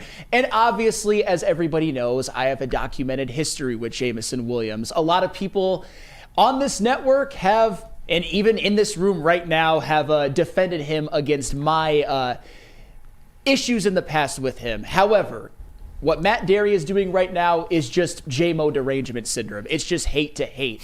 Because there were some things in the past, and even with the suspensions, that you can get on him for. But the reality is this season on the field, you can't really say anything. And he's just celebrating a touchdown. It's not like he's doing anything detrimental to the team. And I forgot who said it. I really want to credit this person because I did not think this up. But if there was a problem with it, don't you think Dan Campbell would have addressed it with him? You know what, man? Mike G, Kool-Aid, there is a Barry Sanders handing the ball to the ref kind of guy. My problem with that is, you know why people say that's a Barry Sanders thing? Because it was literally a Barry Sanders thing. It was not a football thing. In NFL and college football, we see players celebrate. I don't understand what's the problem with Jameson Williams being able to have a little bit of fun. And like you stated, his coaches didn't say anything about it. Like, I would love to be able to see Matt Dery, go to the press conference and ask Dan Campbell about it, because I just want to see the type of response that Dan gives. I like not putting this kind of like cloak over your team and allowing them to be able to be as expressive as they want to be. And that's why I like the fact that when Jameson Williams went through the situation that he went through with the suspension and everything that the NFL was being all kind of cloak and dagger about, he said, you know what? We've seen the necessary steps and who he is as a person and his maturity. Obviously, this is something that he's going to have to deal with, but we actually are confident in that process. Why can't that be what you write home about? Why can't that be what you're covering? This kid who's making growth and the head coach that you will run laps about for your content is also sitting here saying he's made the necessary steps on and off the field, but you only want to cover and scratch at anything you can do to try and tear another man down who's come to this city and embraced it. Try to tear somebody down who's come here and supported the kids here. I don't think that you're doing that. Maybe you are. I don't want to judge. But to be able to have a target on Jameson Williams the way that you had, this whole notion as well is, I don't want to address it. I'm going to address it. That type of stuff is like, what are you doing? Act. The JMO act. What is the JMO act? The JMO, bro, did you not see JMO in college? Like, what are we missing here? I'm seeing guys that have celebrations when they get first downs. My man J-Mo was having a field day against the Jaguars, and did an homage to beast mode, and this is what we're going to drum up? That's what I'm saying. It's just, like, this stuff is so loony. The fact that, like, we even have to address it. Yeah, it's lame. It's just like, dog, this is so lame that you took your platform and decided this is what you were going to attack. Yes, and for the record, it was D-Mac who said that about Dan Campbell first. I wish I hadn't forgot. It was Darren McCarty, and it makes sense because Darren McCarty was a professional athlete. He would know. Yeah. He would know the dynamics of coaches and players. The reality is that if we're talking about Jameson Williams' act, on the field this season, Jameson Williams' act is somebody who is living up to the 12th overall pick. Jameson Williams' act is somebody who's going to force my hand into getting a jersey. Brett and Middleton I truly believe that. Said that J-Mo's act is scoring touchdowns. Hey, you know what, Chat Family? Help us out today. Help us understand, what is Jameson Williams' act? Right. Because I think one of his acts is also dunking on Matt Dery. Yes. What up, though, JB Smooth? No, I was just wanting to bring up the whole thing. I don't know Matt Dery personally. Maybe he's just an old school type of person. Maybe this is just a generational problem. He just likes, as you said once, the Barry walk-in, to act like you've been there before. Things have changed in the landscape of football, not only in professional football, but college football as well too. These kids are going out there and doing amazing things that go unnoticed at times, and just for them to sit here and go out there and celebrate just for getting in the end zone one time, like, it's special to them. It's something different. Things are changing. I don't know if he's just going to keep up with the times, or if this is just how he feels personally, or maybe this is just a personal attack on J-Mo just because the things that he's done in the past. I'm not too sure, but that's what it take a step back and just look and see that J-Mo is trying to fix the things that has been going wrong with him. That's all I'm saying. And don't take it out on him personally, whoever this Matt Dery person is. But even the notion of don't take the pass out on him, he's not a bad guy. There's been some fluky stuff. What we do know is that a couple of his suspensions were some of the most fluky suspensions, period. He's just playing a game that they are allowed to play, but because he was in his hotel bedroom while the team was the one that booked it, you know what I mean? Like, that's what breaks the rule. You got to pay. And even the NFL knew. And instead of just getting egg on their face and just saying, you know what, this is stupid, you can go ahead and play, they just reduced the suspension. Let him serve it and come back. He's not a bad guy. We still don't know what the 2 games was for. Yeah, the situation when they tried to bring up the gun thing and then we broke it down and realized, oh, they just trying to paint this man to look like some type of thug, some type of criminal. I know all the little code words. That's what I'm talking about. We broke it down and realized, whoa, what the heck is going on here? This is a non-story, but you're trying to make it a story. Why? Because he got dreads? Like, why? Is it? I don't want to believe that it's a skin color thing. It's because he goes to Coney at 12 at night. Because he's supporting Detroit. But that's what I'm saying. Like, why Jameson Williams? So wait. He goes to Coney at 12 at night, but no one says anything when he goes out there and hands out turkey or gives out money to kids. That's what I'm saying. You got a platform. Right. Did he cover? I don't want to judge. But where are people saying, hey, look what he's doing for the city? Because as much as we want to say, oh, I want to see Detroit back, you know, I asked everybody, how much are we actually out there doing at least what he's doing? Yeah. You know I gotta be on my Neil, man. Say what you really want to say, and not to insinuate that Matt Dery might be racist or anything like that. I actually don't think Matt Dery is that bad of a person. I was, a viewer of the Locked On podcast. I'm familiar with his work within the city, but for him to sit up there and say that, say what you really want to say. If you don't like it, that's fine. But to try to, act like you care about him getting hurt. Oh, I don't want him to get hurt. That's bullshit, man. Because honestly, if he does celebrate and get hurt right there, you're gonna trash the guy. You're not gonna be like, oh, Jameson Williams got hurt. You're gonna come out here and trash the guy. If you don't like the style of Jameson Williams, that is fine. But just say what you really fucking want to say. And that's the part that I don't. The sector of people that dislike J-Mo, to try to add this celebration to the history of Jameson Williams, that's weak. And then to act like the history of Jameson Williams is some bad guy. He's not a bad guy. That's what I'm talking about. Right. What has he been suspended for? And what we hearing is it could be gambling and honey pack. He's making young kid mistakes, but it's amplified because he's an NFL player and on the way to being maybe a star in this league. That's why you see all these things. That's why you can comment on all these things. But even Dan Miller said it. Yesterday we had him on E&E. He said, if anything, if the team did bring it up to him in any way, shape, or form, it was probably just a, hey, let's ease up a little bit next time. But they don't care, man. They want J-Mo to be who J-Mo is, because that's when you're going to get J-Mo at his best. And like I said before, until he murders somebody, until he hits a woman on camera, I don't care. He's not a problem. He's not a bad guy. The fact that people try to make this like, oh, he's not a team player. How is he not a team player? If he wasn't a team player, he wouldn't be on this team, point blank, period. The fact that and I love Anson. Me and Anson got into this yesterday. I love Anson to death. I know he didn't mean, no harm with this, but he said that this is a pattern of behavior that can hurt him in the long run. How? It's a 64 fucking yard touchdown.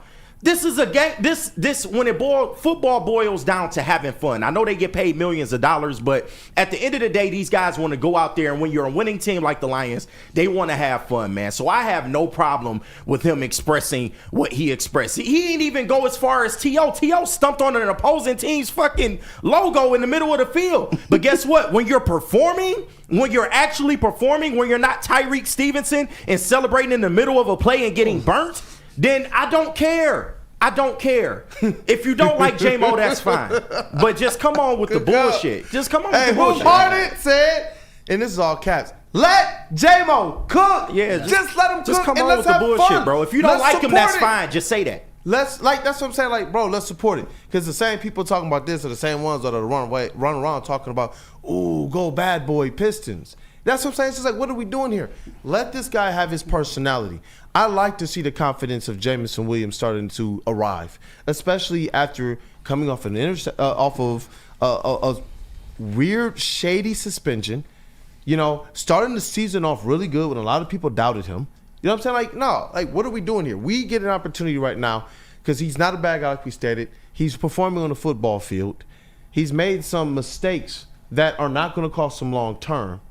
Why are we not uplifting our player? Well, it's the fun league now. He didn't get penalized for it. You're allowed to have those kind of celebrations. And if you're Matt Dery, that is an odd hill to die on with that moment in that game. But I think this was a great conversation. And when we come back, I honestly feel like, in a way, in terms of the pantheon of Lions players, Jahmyr Gibbs has been somebody who we obviously love and we respect and we revere, but I feel like we need to give him his just due when it comes to what he's done this year, and even talk about him where it relates to the rest of the NFL, because he is having himself a Pro Bowl level season, maybe even all pro. We shall see. Is this our Woo-Saw segment? Because none of the segments have been Woo-Saw. We kumbaya on Skubal, but we were still heated. Yeah, I think this is the Woo-Saw one. But JB, tell us about Caesars. Oh, I got you. Caesars Sportsbook. Hey, Detroit Sports, it's back tonight, baby. Come on. Scan that QR code on the screen. Use code word Woodward1000. You can deposit up to $8,000, and all you have to do is place a minimum of a $20 bet. And if it doesn't hit, you know what? Caesars will put it right back into your account with no questions asked. It's the official sportsbook of us here at Woodward Sports. Scan that QR code. Use code word Woodward1000 and make some money today. You're an ugly guy. That's okay, because you have a hot girl on your arm. Now Woodward Sports and Les Stanford want to reward you for outkicking your coverage. I am ugly as by traditional standards. That's right. If your significant other's hotter than you can win tickets to the Thanksgiving Day game in Detroit. So find the best pic of her with the average-looking you and post it on X or Instagram. UDLIN, you ain't got no alibi, you ugly. What? You ugly. Make sure you tag at Woodward Sports and follow us Twitter. We'll announce the winner November 25th. Then you and your much better-looking lady will get tickets to watch Dan Campbell and the Kneecappers. We're going to buy the kneecap off. Inside a Ford Field on Thanksgiving. So find the best pic of her and the worst pic of you. And show us all how you outkicked your coverage. Your mama said you ugly, hey! From Woodward Sports and Les Stanford. Can't get enough Lions coverage? Make sure you catch all Woodward Sports shows every game day. Wake up with Woodward and Maine, giving you the latest insight into the Lions locker room and press conferences. Then join the Lions pregame show, highlighting key matchups, injuries, and what to watch for during the game. Follow all the ups and downs of the live game action with our Woodward Watch Party live on YouTube and WoodwardSports.com. After the game, check out the instant fan and host reactions with the Lions postgame show. Every game, it's wall-to-wall, kneecap-biting, high-fiving, chest-pumping Lions coverage. Hell yeah! Only at Detroit's #1 sports network, Woodward Sports. Woodward Sports, let's go.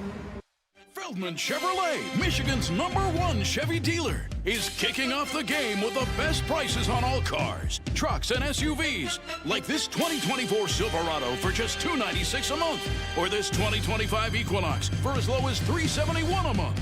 Our locations in Novi, Highland, New Hudson, Livonia, and Lansing means we have the perfect Chevy right in your backyard. Get the home team advantage every day at Feldman Chevrolet, Michigan's #1 Chevy dealer. The most talked about Detroit media by other Detroit media, and we love it. It's the Woodward Sports Network.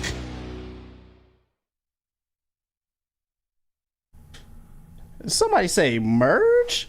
Head over to woodwardsports.com. We are dropping new designs every single week. And thank God we got rid of that Detroit City sign. I'm sorry, it had to go. It needed to be gone. But now we have new designs up right now that you can go and check out. We got the Honolulu Blueprint for you. You got Dan Campbell's opening speech. And you can't forget about the Roll Pride Detroit shirt that we've got going on right now. Head over to woodwardsports.com. Click on that shop tab. New designs dropping every single week for you. But you know you got to get swagged out with these. Hey, what up, though, people? Welcome back. It is Wake Up Woodward. And you know what, man? Those new designs, I gotta admit, those things are fire. They are fire, man. We got to get some new merch. I'm gonna wear some merch on the show a lot more. Go get that Civilian 16 shirt. Huh? Go get that Civilian 16 That Civilian shirt. 16. Hey, I already have one, like a hoodie, all black. It looks cold. I'm about to put in an order. Hey, you guys should too. Definitely go and check it out. You know what 16 is better than? What? 15. Oh my God. That is technically a fact. Hey, listen, just right at the beginning of the Woo-Saw segment, right? Oh yeah. But hey, you know what? We got it's your boy Brandon Day, aka Detroit Kool-Aid. Mike G, we're not trying to cancel. We're not trying to cancel Mr. Dery. Yeah, different strokes, different folks. Right. You know, different strokes, different folks. Matt Dery should still be allowed to do Locked On Lions. Yeah. Nobody's saying cancel it. Yeah, we just want to know what the issue is. That's all. Flannel Sander, vet of the squad, Red Wings correspondent, All Sports Nord. We got Cavassier Chase in the building. He was a little spicy Chase with me earlier, man. He's holding us Michigan fans as accountable as he can. Right. What up, though? Hey, We hold ourselves accountable.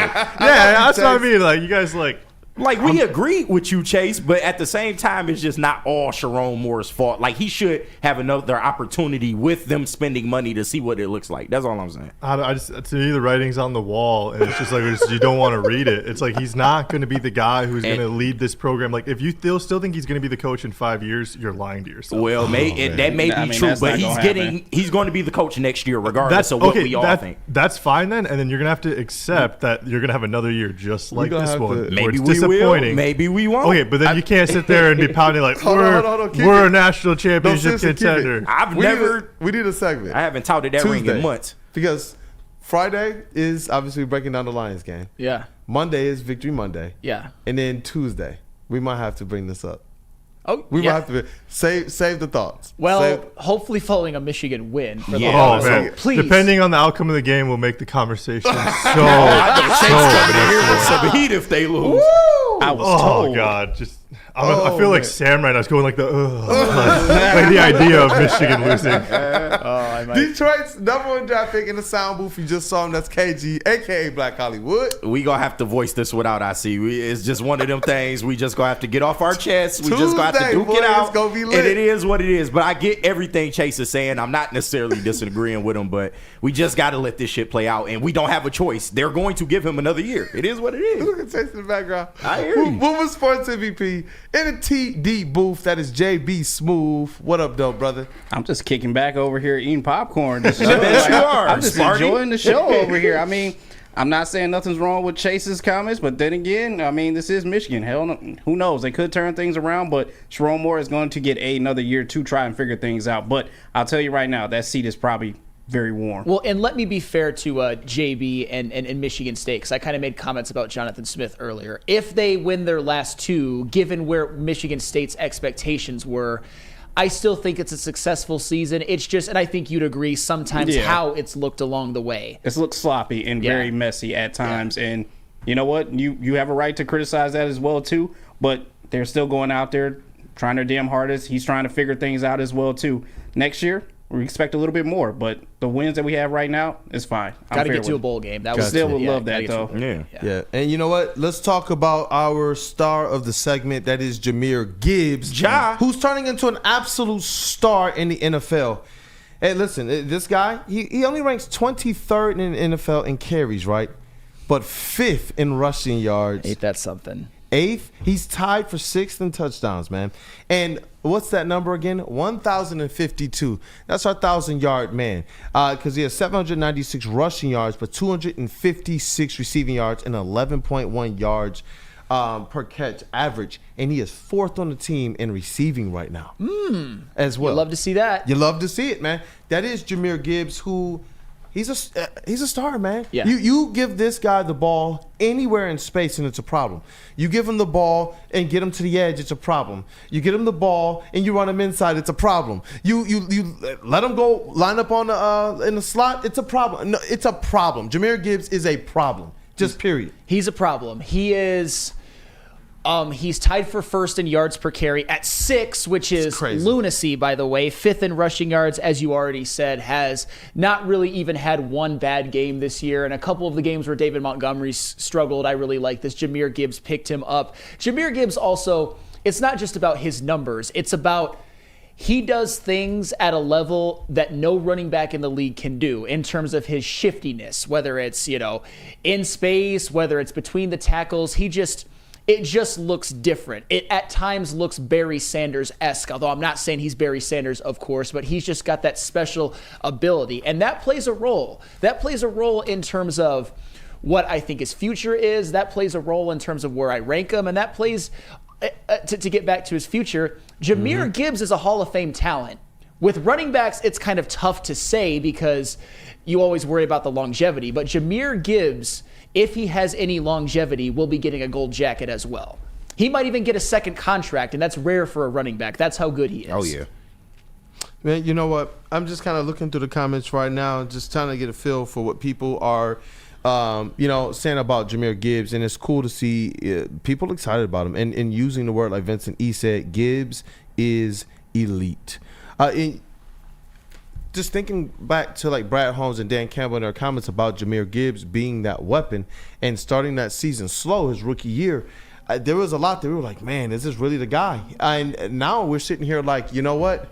You got any more of those types of draft picks in the chamber? That's what makes me excited about even guys like a Sione Vaki, because whatever Brad Holmes is doing when it comes down to identifying players, all of these people, all of them, bro, all of them are starting to not just be identified as good players, but creep up into the upper echelon of their respective positions. Yeah. Brian Branch is in the upper echelon of his position. Like, hey, Brad Holmes pick.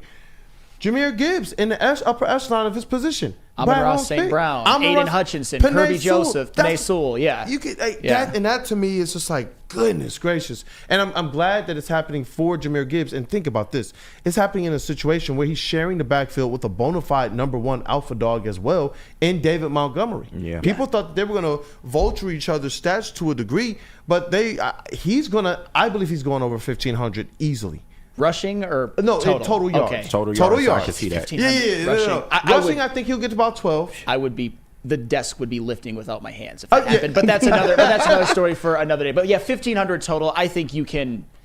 And I think that's easy money. I think it's 1,700 personally, but we shall see. And one of the things that I wanted to highlight for everybody is you mentioned at the top of their respective positions. I've already mentioned Kirby Joseph, Brian Branch. You got Hutch, you've got Amon-Ra, you've got Penei Sewell. They are all near the top of their positions in their respective sports. And Jahmyr Gibbs isn't any different. If I were ranking Jahmyr Gibbs in terms of the best running backs in the NFL, I would actually give you a number that you guys might think on the surface is too low. I got him at 5th. And the reason why I have him at 5th and not higher is because fortunately for the NFL and unfortunately for Jahmyr Gibbs' ranking, it has been the year of the veteran running back renaissance. You can't put him above Derrick Henry right now. You can't put him above Saquon Barkley. I don't think you can put him above Josh Jacobs, and I don't think you can put him above Christian McCaffrey. I know he's hurt, and I know this year he hasn't been able to do much, but I think universally coming into the season, it was almost universal that Christian McCaffrey was the best back in the NFL coming off of an Offensive Player of the Year season. Mm-hmm. You may disagree with that, but I still got to give Christian McCaffrey his respect for now. However, what that also tells you, that ranking and who I've got ahead of him, is that Jahmyr Gibbs is next. He's already here, but he's also next, which is a great spot to be as a young running back and an elite running back. You know, we're going to have to start following that too, man. I want to keep up to date with your positional rankings. Yeah. I love when we definitely talk about the safeties, and obviously it gets a little bit boring now because, Kirby Joseph, Brian Branch versus Brian Branch, Kirby Joseph. That's, to me, is about the most drama in the safety position right now because they are dominating that. But with Jahmyr Gibbs, it's awesome to see this guy go from a player that we had hope in. We're always going to have hope for our guys. And I don't want to leave out Jack Campbell either, who's leading the team in tackles as well. Like, when I look at Jahmyr Gibbs, and I know this is supposed to be a segment specifically about him, I just can't stop thinking about the fact that all of these draft picks are not just panning out. They're not just good. They're stepping up and being the team leaders. They're stepping up and being the guys that are going to make the Pro Bowl teams. They're the guys that are going to get considerations for all pros. And that's when you talk about building for longevity. That's what this represents here. And when you bring in a David Montgomery, how strategic. Because if it was just Jahmyr Gibbs, he would, and I do believe that he could handle, running into the line, and getting some extra yardage, maybe not to the tune of David Montgomery, but I'm not going to put a cap on him. But think about how strategic it is to have a David Montgomery here. And those guys, both of them are still eating. Yeah. Like, that's what's crazy. Like, they're both going to be able to eat. And you get to preserve them just a little bit more. Get to preserve them just a little bit more because that's you never want to wear a running back out. If you can have a tandem and they can both get their numbers and they can both be a part of one of the best offenses we've ever seen, there's literally nothing better. Saying that, just when you say it out loud, doesn't it just like almost bring a tear to your eye? Happy tears, of course. But do you know where some cried happy tears and some cried sad tears? I want to get to it before we blow past the break. Talk to me. The fantasy segment. Hey! Some cried happy tears, some cried sad tears, and I cannot wait to break it down. KG's got that for us all. But first, I have to tell you guys about Les Stanford, where Spenmo Rax got his car. And he is very satisfied with it. And Woodward Sports and Les Stanford want to reward you for outkicking your coverage, which Spenmo Rex has also done from time to time. That's right, if your significant other is hotter than you could win tickets to the Thanksgiving Day game in Detroit.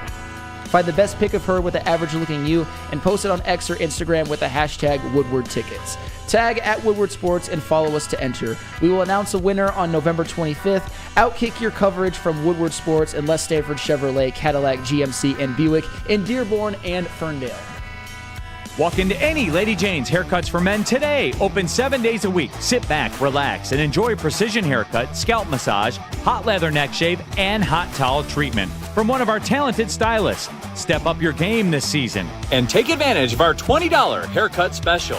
Scan the QR code and get your coupon today. Lady Jane's Haircuts for Men, the ultimate haircut experience. Open 7 days a week. Walk-ins always welcome. Lady Jane's Haircuts for Men, it's wicked awesome. Woodward Avenue, the first paved road in America. Woodward Sports, the first sports network born in Detroit and made for Detroit.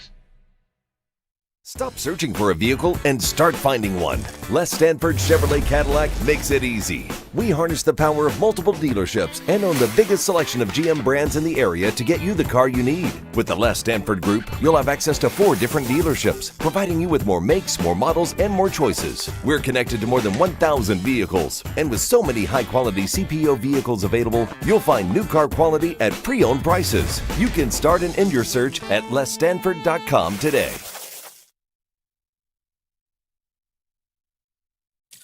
Thank you to all the fans for making Woodward Sports your #1 online destination for Detroit sports. We promise not to drop the ball. The most talked about Detroit media by other Detroit media, and we love it. It's the Woodward Sports Network. Hey, listen, I got to tell you guys about the New Holland Brewing Company watch party and post-game show live at Hayes Social every single Detroit Lions game in Shelby Township. And we want you guys out there. Why? Because it's a blast every time. And we make sure you guys get to also taste some of that fire Sorokis that we tell you about. I know Cody Davis from the Detroit News, he dropped by there. A couple of the chat family, they've dropped by. They've got to experience not just the food, but the atmosphere as well. There are Lions fans all over the place, and we go crazy for every single play. And we want you guys and your reactions are part of things. Kicked off with the heavyweights and other Woodward Sports personalities with the watch party. And right after, you got the post-game show hosted by Stick and Anson. And some of us are just still hanging around just to be a part of it. And you also can be a part of it too. Whether you call in and have your comments a part of the show, or if you're there, we give you a mic, we put you on the camera, and you get to have your voice heard as well. All of this is on Detroit Sports' #1 sports network. It's on Detroit's #1 sports network, Woodward Sports. So if you can't get there, make sure you're staying tapped in with the stream, and it's a perfect companion to the game, man. All this is brought to you by Tangerine Space Machine, Tell your local long drink, 1800 Tequila, Sabbath Coffee, and Sorokis. And a perfect companion with any watch party and post game, that New Holland Brewing Company Tangerine Space Machine, that intergalactic haze of goodness. It's smooth, it's juicy, with refreshing crushability. Take your taste buds to the moon with the new Tangerine Space Machine. And I don't know if you guys know this, but this is the official beer of outer space. And who knows, Sharon Moore might have a case of these on his way to the moon if he loses another game. Just saying. Get out of here. Just saying. Brewed Sharon by gonna New be Holland all right. Brewing Look at Chase over Company, there smiling. so you can Sharon support gonna be all right. locally. It's the Tangerine Space Machine by New Holland Brewing Company. You know what? I'm gonna let Chase. This is just a week for Chase. Fantasy, his college team, Michigan up in shambles. Get My his alma bridge for mater. his britches. It is a good week Look, for Chase. I think Sharon Moore could be a good coach. I don't think he can be a good coach. Don't sound like it. I don't think he can see that. Yeah, let me finish. At Michigan, this is too big of a job for him. He's a good coach. It just depends on where. I mean, whether that's professional, college, high school, middle school. I feel like They these crazy, breadcrumbs are gonna continue to be dropped all the way until Tuesday's show. That was a nice dig, JB middle school. Right. But anywho, Flag football. From Michigan to middle school. But anywho, XFL. Cotton Stallions Yes. and Sharon Moore. Excellent. Leading past Texas Hey, to if Sharon Moore championships. gets fired, you can come to Mount Pleasant. Like that. This is the angle. Right. This is the angle. So say what you Oh really my feel. God. Say what you want to say, Chase. Do you want Sharon Moore as your coach? I'm just saying, like that type of program is the type of school he should be You coaching. told me this man ain't gonna have no success.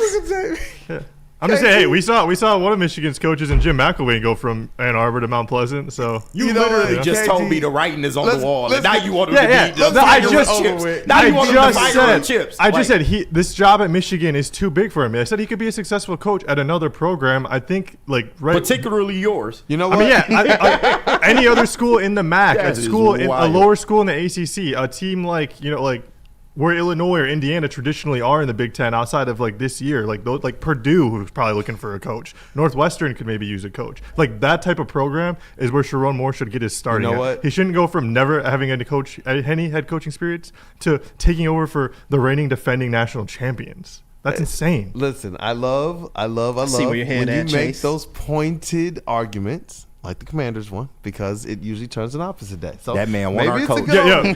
you Maybe it's a good guys omen. keep bringing up the Commanders. We were talking about during the break. Like, what did I say about Jack Campbell in the offseason? Like, I said he was going to be really good. Say I closer will to say 170 that too. tackles than 115. So that's fair. Yeah. I've seen a blind man hit a target before.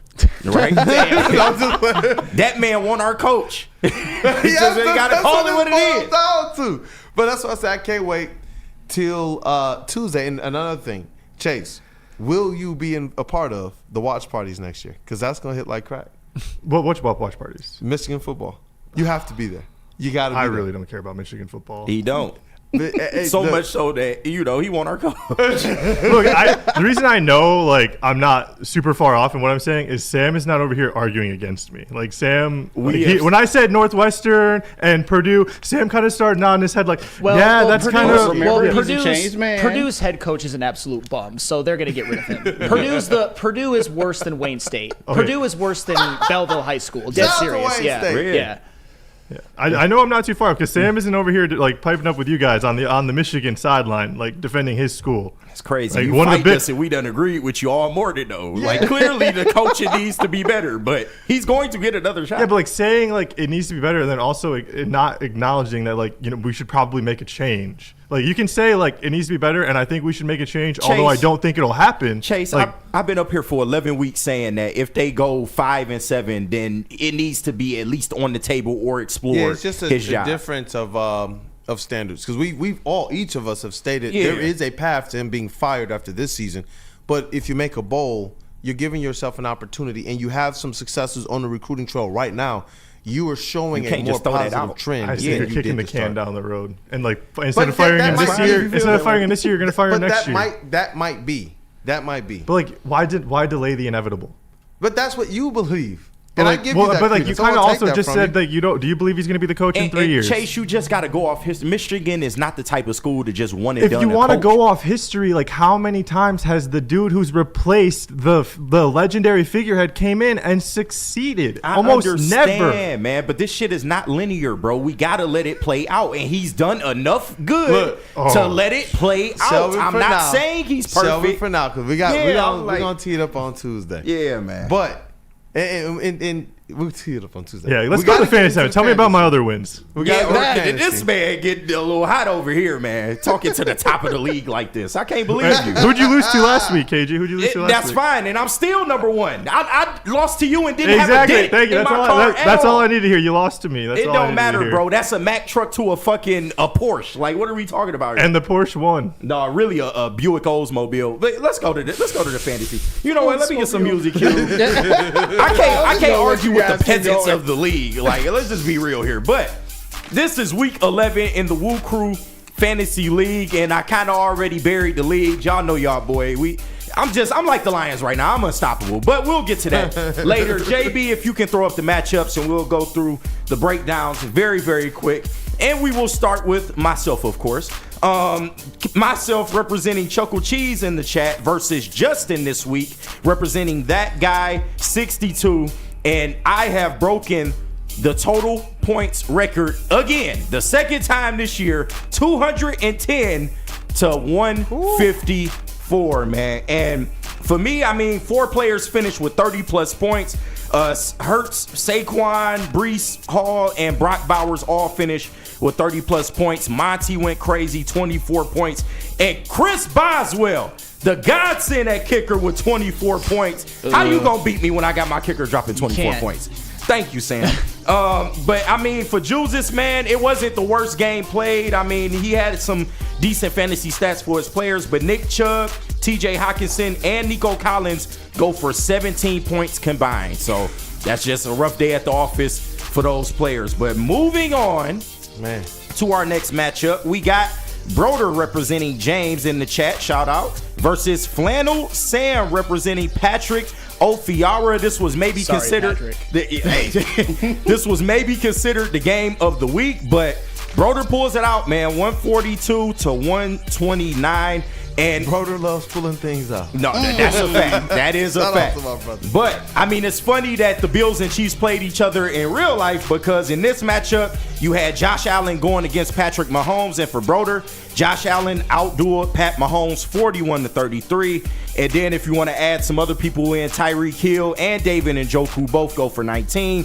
And for Sam, man, I mean, the difference in this game was maybe Jonathan Taylor. He only put up 7 points, and Mike Gesicki gave you a goose egg. Man, George, no excuses. Play like a champion. Hey, it is what it is. You having a great season, unlike some people in the mass chair. But we can move on to Dante 151 representing Allen W in the chat. Shout out to both of y'all. And he went against JB this week representing Ed O'Neal, and JB pulls it out, man, 169 to 157. This was our closest game of this week. That score. My bad. Hey, oh no, you all good. But yeah, this was the closest game of this week. And Dante, man, you just cannot get it right with Jared Goff for some reason. The days that you bench him, he goes off. The days that you start him, he struggles, man. But Jared Goff on the bench goes for 67 points. That is your game right there. If he starts Jared Goff, this wraps his ball game. But the rest of the Lions players went off for him. Amon-Ra St. Brown with 38 points. J-Mo 22 points. But Tyler Algier gave him a goose egg. Not good. And for JB, Lamar Jackson had a modest 29 points this week. And Jackson Smith and Jigba 21 points.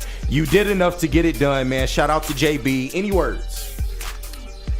We should have been playing better. That's all I got to say. We should have been playing better. You got the win, man. We got the win, but we should have been playing better. And Mr. Too Big for His Britches over here, Chase, representing Chinavirus. Mr. He beat you last week. Yeah, that's fine. Didn't make a dent. But Mr. Chase going to representing Chinavirus in the chat, went against Kool-Aid. And Kool-Aid, man, tough going, man. 160 to 130 in this matchup. You lost to the worst team in the league, according to KG. Joe Burrow magic. I didn't get it this week. Hey, it is what it is. He got the Joe Mixon magic. For some reason, Chase keeps winning when his kickers don't give him shit. Last week, he didn't even start a kicker.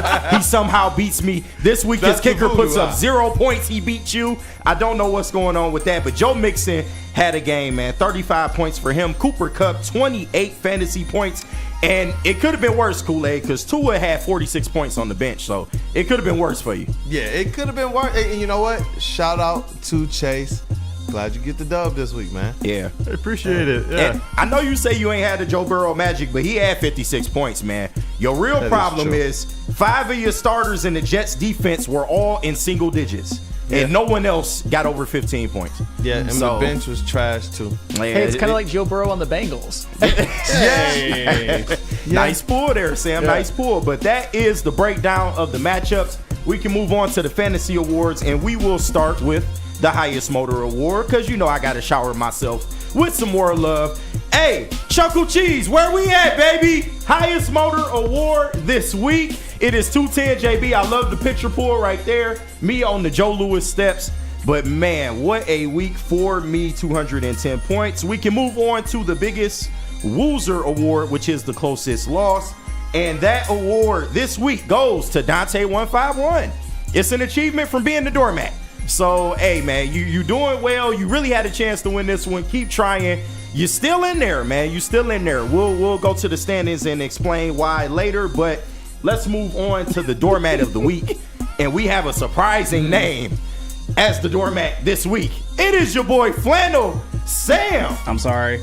Putting up a underwhelming 129 points. Yo, is that Justin Bieber? Yeah, right. That one is actually He better saved than the me, last too. picture, you know. Jesus, You saved me this week, man. That is doormat type hair right there. That is Put a pretty team in, bad. Flannel. Thank you, Flannel.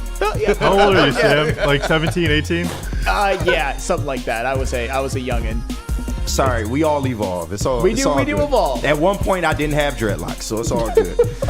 And for the award nearest and dearest to our hearts, it is the Freak Off Award, and you know your boy got freaky this week. 200 plus Once points, again. huh? I got freaky It's a lot this of week, baby oil. man. Hey, no baby oil required for this one. No, hey, it is what it is. Mike Tyson ass cheeks all the way out, baby. I won to the tune of 56 points, man. I am not fucking around. Man. I am not fucking around, man. I'm not looking at the monitors. Is it gone? Is it gone? It's gone? It's cool, It's JB. not gone! JB, we can move on to the fantasy standings, JB. We don't Is it want to gone subject yet? our viewers All right, to it's that. gone. I can look back at the monitors. All right, and Bro, I got PTSD. I jumped when the graphic came up. I thought it was Mike Tyson again. it's all good, man. It's all good. But at number one, of course, your boy, the undisputed best team in the league at 8-3, and we have Christian Wingo, which is Broder at 7-4, and also Flannel Sam at 7-4. Y'all keep being tied for this second place spot, man. It is what it is. But Is that a three-way?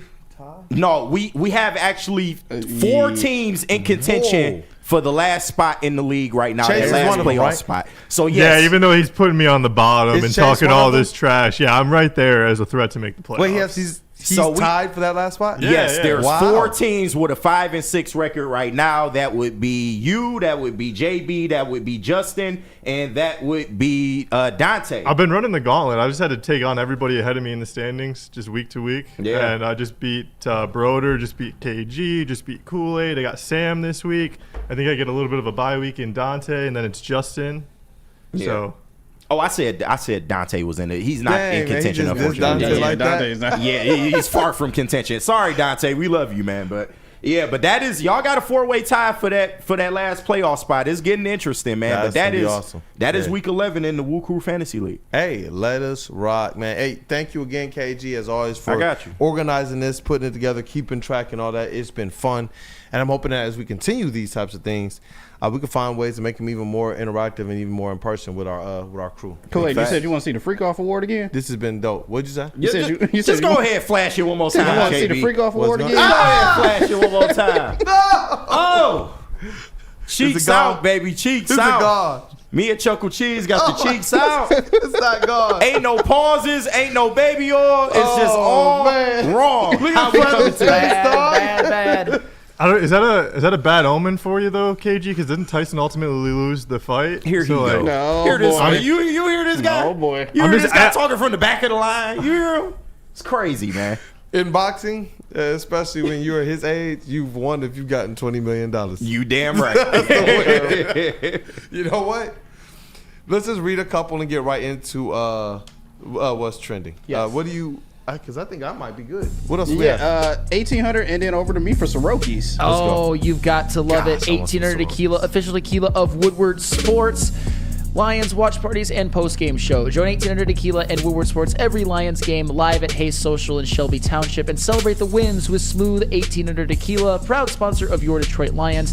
1800 Tequila, the best taste of tequila. Drink responsibly. And I don't know if this pairs well together, but Siroki's in 1800. Siroki's Crispy Chicken and Pizza has a new limited time offer just in time for this football season as they're debuting their fresh signature wings that you see up on screen right there. Grab your friends, order a New York style pizza, and then add on some wings for game day as well too. 7 different flavors you can choose from. If you don't have time to stop in store, you can always order online at Sirokis.com. Hey, you know what? Let's just spark a word to this, but man, let's get that What's Trending session going right now. Let's do it. And now it's time for the most electrifying segment on the internet. Bum, bum, bum. It's What's Trending with JB. Live on Wake Up Woodward. It's Jeremy Bryant, y'all. Use a full government. Damn. Yeah. All right. Let's rock. Well, hey, you guys, I'm not going to delay this anymore. I have some follow-up videos for you guys. You know, when I asked you how much it would cost for some wings at a college football game, well, what if your pizza came out looking like this at a college football game? Oh, hell Wait, no. what is that, a pancake? This is the University of Georgia stadium food. This is a Papa John's pizza. What? Better That's a Papa pizza, John's better ingredients. Pancake. That's why we don't fuck with Papa John's, man. What is? This is why we don't. Shaq, what are you doing? Shaq, what are you doing, buddy? Shaq should have never embraced that damn company. Your owner saying the N-word 12 times during the conference call. This is the type of pizza that you go get. I'm just saying. I can't even lie. Like, I'm there was just a time saying. when Papa John's was like, you know what? It's some decent pizza. It's all right. And all of a sudden, they stuck Shaq with the backlash. It's just like, bro, for real? Yeah. Anyone want to take a guess at how much this pizza costs? $20. Probably spot on. That is horrible. It's a fucking Frisbee. Just give me a Frisbee and call it a day. And you know what, man? I think about Little Caesars Arena and give me their Italian cheese bread. Give me the pizza slice. I know they got like the 4-corner slices and all that type of stuff. I actually appreciate the offerings that they have in LCA. It's not better than that. Yeah, Yeah, way better for than sure. that. 10 times better than that. And like I said, I have more follow-up videos. Remember the video of my teammate helping out a fellow teammate dunk? Yes. Well, I believe this video either happened in the next game or later on during the half. Oh, what the? What? Come on, Well, dog. you got what you deserve there. Yeah. He's trying to help his teammate out and dunk as well, too. If I'm the coach, oh my goodness. No, I'm losing it. Oh, losing it on the bench, man. So this is like the opposite of what we saw the other day when my man's lifting him up and he getting a dunk. Like, if you gonna get that much of a boost, you got to make the dunk. I mean, come on now. That's pretty brutal, man. That's pretty brutal. It's so crazy. After seeing yesterday's where someone picked up his teammate to get the facial dunk, and then see this one, it's just like, come on, bro, you were right there, man. Your teammate laid it all on the line. He scooted across the floor for you, bro. Like, you didn't make the across dunk. the floor for you. Look how he scoots across. I'm just like, look at him, bro. Like, I got you. Come on, dog. And then look, do you understand like what type of highlight that would have been if he would have made that? That would have been everywhere. Oh yeah. On a fast break, you got the taller player who's right down there. He chose not to make the business decision. That would have been everywhere. Since when we start doing this shit at basketball, though? Right. Let's get out of control now. Like, that is We're crazy. literally, I'm play-by-playing it too. Oh yeah. Well, like I said, I got follow-up videos as well, too, and I will end what's trending with this because we're still waiting on this video from Kool-Aid, but apparently he got so upset yesterday, he even went home and did this on the Fisher-Price rim.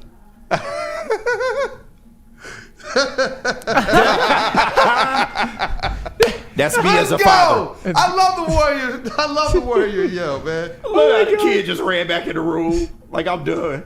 Look at the dad, dog. That's hilarious, man. This is me as a father, man. You gotta learn life is not gonna treat you kind. You gotta learn at a young age, man. Kool-Aid, I can't believe you did this, man. Why you doing this, man? Come on. You know, hey, that's how I brought up Jeremiah, man. Kid Kool-Aid. And now, he's making buckets and calling out. I'm like, bro, his face is red. I think it's a little too much right now. Fair. Sheesh. JB Smooth, did you get some Some magic over there. I think I got it over here, but that's it for what's trending. Let's pay some bills and then I'll play this video. Dope. Let's go. Second best bar and Mark White. Hey, you want to know where the best pregame party is for the Lions? Every single home game is right in the middle of downtown Detroit. Detroit's very own second best bar, located at 42 Watson Street. It's the ultimate fan experience. Enjoy some smooth Tullamore Irish whiskey while catching the Woodward Sports pregame show. Only at second best bar. Come get some. Absolutely. Dreaming of a new home but feeling the financial pinch? Mark White & Associates, your trusted real estate experts, are here to help. Mark White and his team will pay up to $5,000 of your closing costs. That's right, I said $5,000. Call Mark White & Associates today at 248-290-8242 or visit them at markwhitesells.com. Again, call Mark White today at 248-290-8242 to make your dreams come true. Are you ready for this video that Kool-Aid has submitted for us? Yeah, let's get it over with. We broke one record the other time. We came in second other time, and this time our other record was 91. We set a new record, KG. He got us fired up, man. So Kid Kool-Aid, now we got on our Pleasantville again. We or you? We or you? I might have taken it a little personal. Kid Kool-Aid helped me out in this venture. Let's rock.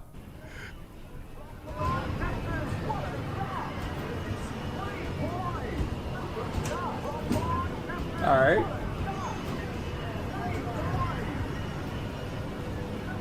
Hey, see that? Helped him out. Knocked the shot in. Leaning a little bit, but you know, shot leaning a little bit. What is that? Oh! Oh, look Shout at out this. to Grandma's Boy, the movie. New high score. What is that? What does that mean? I don't know. Oh my God. You is silly as hell. Can you do the shit's weak? Shit's weak. Yeah, you know Shit's the movie? weak. Yeah, no, I love everybody who knows the movie Grandma's Boy. Yeah. Oh, that's a great movie. Yeah. I had another video, and I was like, I can't send that one in. It was a solo one. And I was like, that's too much. I'm gonna save it. In the chamber. I know which movie you're talking about. Where he's just Nick Swartzen. I love Nick Swartzen. Oh, he's really funny. I love Nick Swartzen. Matt Prater's lookalike, his doppelganger. Yeah, but no, it's fun though, man. Get out there with Kid Kool-Aid and everything. Got the opportunity right after practice to get the family over there, eat some lunch, and we were like, you know what? Let's go do this, man, for Uncle KG. For Uncle KG. Congratulations, Kool-Aid, on that victory. KG, you are a motivator. I'll just say that. You're a I motivator. am a master motivator. And guess what? Uncle KG is not impressed. Damn, program builder. Gotta do better. more. Do better. I love KG, dog. Play I better love basketball, Crew. man. I don't know what to tell you. Play better basketball. I want that on a shirt now. I want everything on the shirt. But before we get to mailbag, Feldman. Yep, Absolutely. Since 1996, Feldman Automotive has been driven to provide a fast, convenient, and first-class car buying experience called the Feldman Advantage. With 18 locations, there's a Feldman dealership in your backyard. Visit FeldmanAuto.com to find the location nearest you. Feldman Chevrolet, Detroit's #1 Chevy dealer. Oh, man, and it's time for the Wake Up Woodward Mailbag segment presented by the Feldman Automotive Group. Let's definitely get those mailbag comments in there. I got a mailbag. I'm trying to hold it, though. Kool-Aid out of breath. I kind of was tired. That's part of the reason why I didn't send in the second video. I did another one where I made a lot of shots in a row, and I was like, bro, I look gassed, bro. We're not even on the hardwood. So I was like, we ain't sending that one in. I done told you. You got one already, brother? I'm trying to hold back. My mailbag is not going to be kind to one person in the chat, so we just going to keep it moving. We're going to keep it moving. Don't worry about it. Mason Leach, Feldman Mailbag, does anyone actually believe Bryce Underwood would commit to Michigan? You know what? I'm going to keep the faith. Do I have evidence? His teammate was just there. LSU's in shambles. Sharon Moore showed he can recruit. Why not?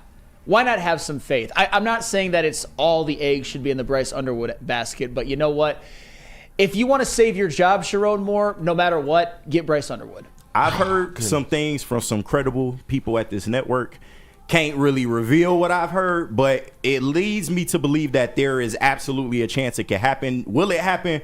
Still don't know. But I'm leaning more towards the side of I'm hopeful it will happen. You talk about being a program builder, that would be a big step in the right direction, man. Big Con 51 Feldman Mailbag. Kool-Aid going to the Pistons game tonight. Predictions. We're going to beat the Hornets this time. They are on the road, and it's cool. This would be the first season that I'm getting in road games as well. Got to go to the, obviously the East Lansing one, but I'm going to be going to a couple road games in the future to be able to cover it. It's pretty cool. But this one in particular is one that, the Pistons need to go out there and exact some aspect of revenge. I believe that they are a better team than the Charlotte Hornets. And last time they let a game slip away. I know road games are tough, but I think this is I hate to say must win, but for the spirit, got to win this one. They have to, man. They have to. Let me see if there's a couple more. We'll all be really upset if they don't. I'll say that. Yeah, if we just get a little bit of a better game out of Duren, a little bit more disciplined, and they make their free throws, then we win that game. And you know what? That was something actually that Cody Davis talked about a little bit yesterday too. The first question he asked him, I have the video, but we'll save those videos for later. The second question in mind, but his first question was about that Duren's effect on that game and what he would have done if he was able to be in that Hornets game, especially during winning time, and he would have made a difference. Just when for Duren in particular, where we want to see this guy reach the levels that we know he can reach, which is going to be elite realistically. I think all of us want him to just get there. He is, a young player still, and seeing that game to me is a microcosm of what we miss when he's not in there. Sure. So definitely want to be fair to Jalen Duren, hoping to see him continue to grow as a young player, and now he finally has a system around him that is set up to actually help him develop for the first time in his career. So, definitely. All right. Anybody else on Pistons, Hornets? You guys, what's your game prediction, man? Or at least winner? Oh, I got the Pistons winning, especially seeing how they lost the last time. The Pistons want this game bad. I definitely see them winning this game. Don't really got a score prediction, but they will win tonight. Hey, JB Smooth, what about you, brother? Man, give me the Pistons as well on this one. I'm not betting on this one because every time I seem to bet on the Pistons, things don't go right. Yep, so stop doing it. I'm going to just say the Pistons will win this game. I don't really have a score prediction, but they want revenge, so they'll win. Yeah, Pistons for you too? Oh, absolutely, yeah. All right, hey, let's rock. That's the sweep then, huh? Yep. Randall Smalls, Feldman Mailbag. How soon does Flacco come in on Sunday's game?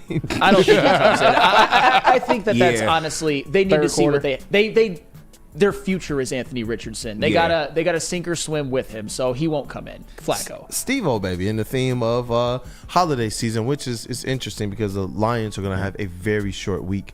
This is that stretch where they usually play that 3 games in 11 days type stuff. He says, what is you guys' worst Thanksgiving side dish?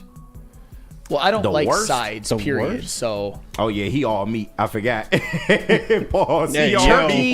Turkey, a roll, gravy, baked macaroni and cheese. That's about it. That's all you know. I have like a 10-year-old's plate, but that's okay. For me, worst side? I'm not a green bean casserole guy. Yeah, well, we ain't doing that, but but yeah, great. That's a no-go. I'm trying to think of what's the worst. Turkey, where the gravy has no flavor, is an absolute wow. Yeah. Seriously, I'm not a fan of ham on Thanksgiving. It's not necessarily my thing. I don't hate ham, just not my thing. But I'm even pickier than Sam. I'm probably one of the pickier eaters you guys will ever meet. So I honestly just don't even really eat Thanksgiving food. I just kind of do my own thing. Do you at least do mac and cheese? I don't like cheese. I don't like pasta. What? So those two things are I don't like even separately. I kind of envy you. I need to get off the cheese and the pasta. But JB Smooth, what about you, man? Side, I probably got to go with the cranberry sauce. I'm just not a cranberry sauce guy. I'm over it. I enjoyed it when I was younger, but now it's just I'm over it. I want the main course. So give me the rest of everything else. Cranberry sauce can go. Hey, you know what, JB Smooth? About to go right back to you. Steve DeYoung, Feldman Mailbag. Any Lions games that are worth sprinkling a little cash on this week? JB Smooth first, and then anybody else if they got any interesting takes as well. I mean, definitely the Colts game that we have right now. I haven't checked the spread on Caesars just yet, but I'm assuming it's around -7, 7.5, something like that. Yeah. I don't have any problem laying the points, so even the Lions -7. I mean, the Lions is getting people paid, especially these last few weeks. Yep. I think you'd be good taking any prop on this team, but especially with the running backs, they seem to be a damn near guarantee every week. So 50 and 50. Yeah, I would bet yards. I would bet touchdowns for Monty and Gibbs, man, to be honest with you. Hey, let's rock. Let me see here. Anything else? Anything from you, Chase? I was just kind of looking at the line. It is 7.5 to confirm what JB was just talking about. Over under for the game. Lions Colts is 50, and the money line on the Lions is minus 385 to get the win, plus 300 for the Colts money line. So if you want a non-Lions one from me, I am going to go, because you can get good value on this, Bears money line at home versus the Vikings. Bears versus at home. Bears are more. I mean, betting on the Bears is radioactive. I know, dude. But if the Vikings are as fraudulent as everybody says they are, I think they'll drop one that they shouldn't. And the Bears are at home. The Vikings are a indoor team. The Bears need a win in the worst way. They've showed some progress and they have a good defense. So give me the Bears money line. Hey, and you know what? Going back to some of those dishes, people are putting in some of their worst dishes. Mike G, I love the sides, though. He says he's at mashed carrots, green bean casserole stuffing. He loves them. But Detroit Arrow says, and he's feeling me here, man. He said, look, elven turkey only nasty if you don't know how to season properly. That's a fact. And make it tender. And I've had some turkeys where I'm just like, it don't matter the race. Like, it's not like I'm palling around to other people's Thanksgiving. People be overcooking the turkey. Like, whoa. Yeah, they be overcooking it, man. It's like got to still have the juice in it. Pause. It still got to be juicy, man. It's no good way to say that. Phil yeah, said Brussels sprouts, man. I like Brussels sprouts. No, I've become a fan of Brussels. Fire. With a little cheese. You a Brussels sprouts guy? No. No. He's not a sides guy. He's literally just meat and bread. That's it. And salad on pizza, which is crazy. I like lettuce. That's the crazy part. Lettuce is the one vegetable I really kind of F with, and maybe corn. Do you eat just lettuce, or do you eat lettuce with dressing? I will do only Caesar salad. But other than that, I'll do lettuce with no dressing. If all else fails, hey, I did it last night. Well, I had Euro meat, rice, and lettuce salad with no dressing. I'd love to see in the summertime. I'd love to see somebody with a candy apple on a stick and Sam with a head of lettuce on a stick. No, he side by side. At the barbecue, we got to make that. No, for real. Sam, you 1-1, bro. Feldman Mailbag. Is Cade a top 10 player? That's from Jordan from MI. Top 10, no. Right now, he said. No, but where would you place him right now? Definitely top 20? 30. Top 30. I'm gonna safely say top 25. That's what I'm between 20 and 25. That's about where I'm at. Okay. I put him on the low end of that just because he's still a player who, talent-wise, you deserve to be in that top 25 conversation. But we want to see you do it. Some of those guys in that conversation have done it already. Yeah. So I want to be fair to them as well. And you know what? Like KG, the master motivator, make sure that we leave some room for Cade to go out there and say, "Oh, y'all don't think I'm 20?" No, Cade. You just got to go out there and play like you're number one now. I'm just trying to tell you, man. I'm like Dan Campbell with this shit, man. Oh, man. I think, you know what? I thought it was a show. I saw a couple wrestling ones. I just want to be fair to that. Okay.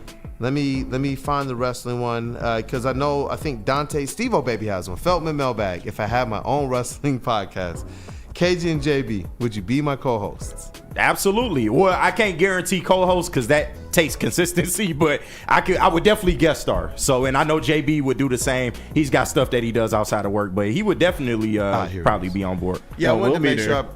What up, though, JB? I said we'll be there for sure. Yeah. I want to make sure Dante 1-5 when we shout him out, man. The Feldman Mailbag, KG, JB, what would be more entertaining, AEW Full Gear or Pistons versus Magic and Bruins versus Wings? You know what I would pick? That's tough. I do like what AEW is doing right now. I got to say that because Pistons Magic, I want to say the Pistons will win that one. The Magic have a lot of talent. That's going to be a good game. Yeah. That's going to be a really good game. Especially the way they playing defense this year, it could definitely be an intriguing matchup. But I would pick AEW probably out of those three. AEW's on the main TV. Pistons is probably watching on my phone. Yeah. Franz versus Cade, man. It's big. That's going to be awesome. No Palo. No, oh yeah, that's what I'm saying. It's effectively just gonna be Franz versus Cade like that. The Pistons can win that. What about Jalen Suggs on the floor? No, he's good. He's good. He's not Paolo though. No. My fantasy team knows. He's got. he is good though. He's one of those players that you know those players where you're just like, man, I wish we could take a flyer on him because maybe he's not reaching the level of his draft slot. But Orlando has been very smart with those types of players and still finding a way to get value out of those guys. And some of those guys have turned into like their young veteran players to stabilize things for Orlando, which is what I'm hoping that Detroit can do right now. Yeah, it's easy when you get a fair shake in the draft. I mean, that's true too. Just saying, man. God, just got to be real about it. Well, hey, look, I think that's a show. Yes, sir. That's a show. Let's get that chest pass on. We're gonna have KG to see if he's criticizing my chest pass now. Nah, you good on the passing. It's the shooting that I'm worried about. Hey, I'm telling y'all, that's the thing that never leaves. Oh, man. okay. You see that? That's butter. That's broke. It's instant. It's fast. It's quick. It's before you even know it. It's a shot. I just scored and you didn't even know. Oh, I didn't. You see what I'm saying? Because I damn man? sure didn't see it. So you didn't even know it. Hey, shout out to our brother Matthew Broder. Keep crushing Woodward and Maine with the legendary Foster. Yes, sir. That dude, Justin, as well, who continues to work hard, not just for our show, but across the network and for socials. And we have Cavassier Chase. We got a little Chase GPT and some spicy chases. Well, now we understand Michigan football is his spice. It's not necessarily my spice. I mean, people want to like just say Sharon Moore's a better recruiter than Jim Harbaugh. Like, I mean, that's kind of that. I said potential. Let's keep the key words in. We'll see what the has clip, the we'll see what the potential clip has to to be. say. We'll see what the clip has to say. Hey, that's Cavassier Chase, man. Thank you for everything that you do for the show and For the sure. network, Big brother. fan. I appreciate you guys all in the chat. Everybody, I can't name it. Tried to like say hey, good morning to everybody as we were getting rolling, but hope you guys have a great day. Stay tapped in. Big D in about 45 minutes, 11 to 1. We got Ermanni and Edwards, the heavyweights. So stay tapped in, guys, and just keep rolling through the Thursday. Hopefully we have a victory Friday for us. Double victory Friday because we got the Wings and the Pistons tonight. Yeah. Man, we need that, especially after having a double L show on Tuesday. Yeah. And shout out to Detroit's #1 draft pick in the sound booth. That is KG, a.k.a. Black Hollywood. Friday, coming with all the synonyms. Hey, it is what it is, man. But shout out to everybody in the chat. I mean that sincerely. We love y'all. Nick Hedigen, I saw what you said. I wasn't talking about you, big dog, so don't worry about it. Phil, my guy, I love you too, man. Get out your feelings, bro. Nobody said Matt Dery shouldn't have a show. Get out your feelings. Broder ain't been here in a month. Get out your feelings. This is the worst show ever, but you watch every day. Get out your feelings. But with that being said, I love you, man. And shout out to everybody else, man. Shout out to my team. I love y'all, man. And let's keep this shit rolling, bro. I was so proud. Oh my gosh. Mike G said Kool-Aid was a terrible chest pass for firing you in Europe. Right, according to Chase logic. I mean, I didn't see the pass. I gotta watch the tape. Scuba said, "Don't fire us, Chase." Woodward Sports MVP in the TD booth. That is JB Smooth. Better watch out, boy. Chase is watching. Yeah, this has been a spicy episode, definitely show, for sure. Man. Definitely been a spicy episode. Shout out to everyone in the chat. Shout out to you guys as well too. Remember, just put some gravy on it. That's all I got. Just put some gravy on it. Oh, and happy birthday to the Bella twins as well too. Today's her birthday. You mean the Garcias? They don't even go by the Bellas no more. Whatever. I still call them the Bella twins. Are Bree and Nikki their real names at least? I believe so. Yes. I say because if not, that's a total lie. Hey, you know what? I see you, Mike G. I respect it, man. Shout out to Matt Dery. Big shout out to Mike Hopefully, Matt Dery with Locked On Lions just skew the content just a little bit differently with Jameson Williams. It is not a good look. That's it. And you know what? The vet of the squad, the vet of the network, that is Flannel Sam. The more things have changed, the more Flannel has stayed the same. And for the better of this network, man, our Red Wings correspondent and all sports knower. What up, dog? Speaking of the Red Wings, boy, if they value Derek Lalonde, which I don't think they do, you better win tonight. I don't think they will, but if they don't, there should be a pink slip on Derek Lalonde's desk right after the game. That's going to be probably one of the most interesting things to watch. It's like Detroit Pistons playoff watch because they continue to just be there. The NBA Cup, and then Lalonde is when is the game? I think it's got to be today. Yeah. Sheesh. How much longer are you gonna let this It shit could have continue? been The road trip. So you mean to tell me tomorrow's show, Friday could be stupid. It could be. It could be. It's too much talent to let it go to waste, man. Y'all got to do something. But you know what? Go win, Red Wings, because I would rather they turn it around with Lalonde than root for them to lose just because I want them gone. D-Mac said yesterday, if they lose, you can accept a loss. You may not like it, but you can accept it if they play hard for 60 minutes. The way they go play for the first 25 to 30 minutes and then just phone it in the rest of the game, you can't accept that. Of course you not. gotta play for 60 minutes. Play with some fire. Right. And that is where I see somebody put in the chat too, and there's only so many ways players can protest. You want them to play their all, but coaches also are supposed to be leaders of men and master motivators, like Calvin Shepard over here in the sound booth. Here you go. That's where you wonder. You want them to play that 60. But we've seen players who have gone out there, and because the coach is not motivating them, they're not going to give that 60. And it does fall at the feet of the coach in that case, if we believe that they have enough talent. If somebody's going to wear it, it's going to be the coach. That's the bar. Yeah. That's the bar. Man, we're going to put more Red Wings on the docket, man. Especially with this stuff heating up. It's your boy Brandon Day, a.k.a. Detroit Kool-Aid, your credential pistol reporter and writer for the network. And this has been Wake Up Woodward. I appreciate all of you chat family for what you do. If we disagree, if we agree, if you guys like the content that day, if you don't, we appreciate you guys still for rocking out with us. Please, if you get the opportunity to, smash that like button on your way out. We're hoping that you guys have a blessed day. Stay tapped in with the rest of all of the shows. We love and we appreciate you guys and hope you have a blessed day. It's been Wake Up Woodward.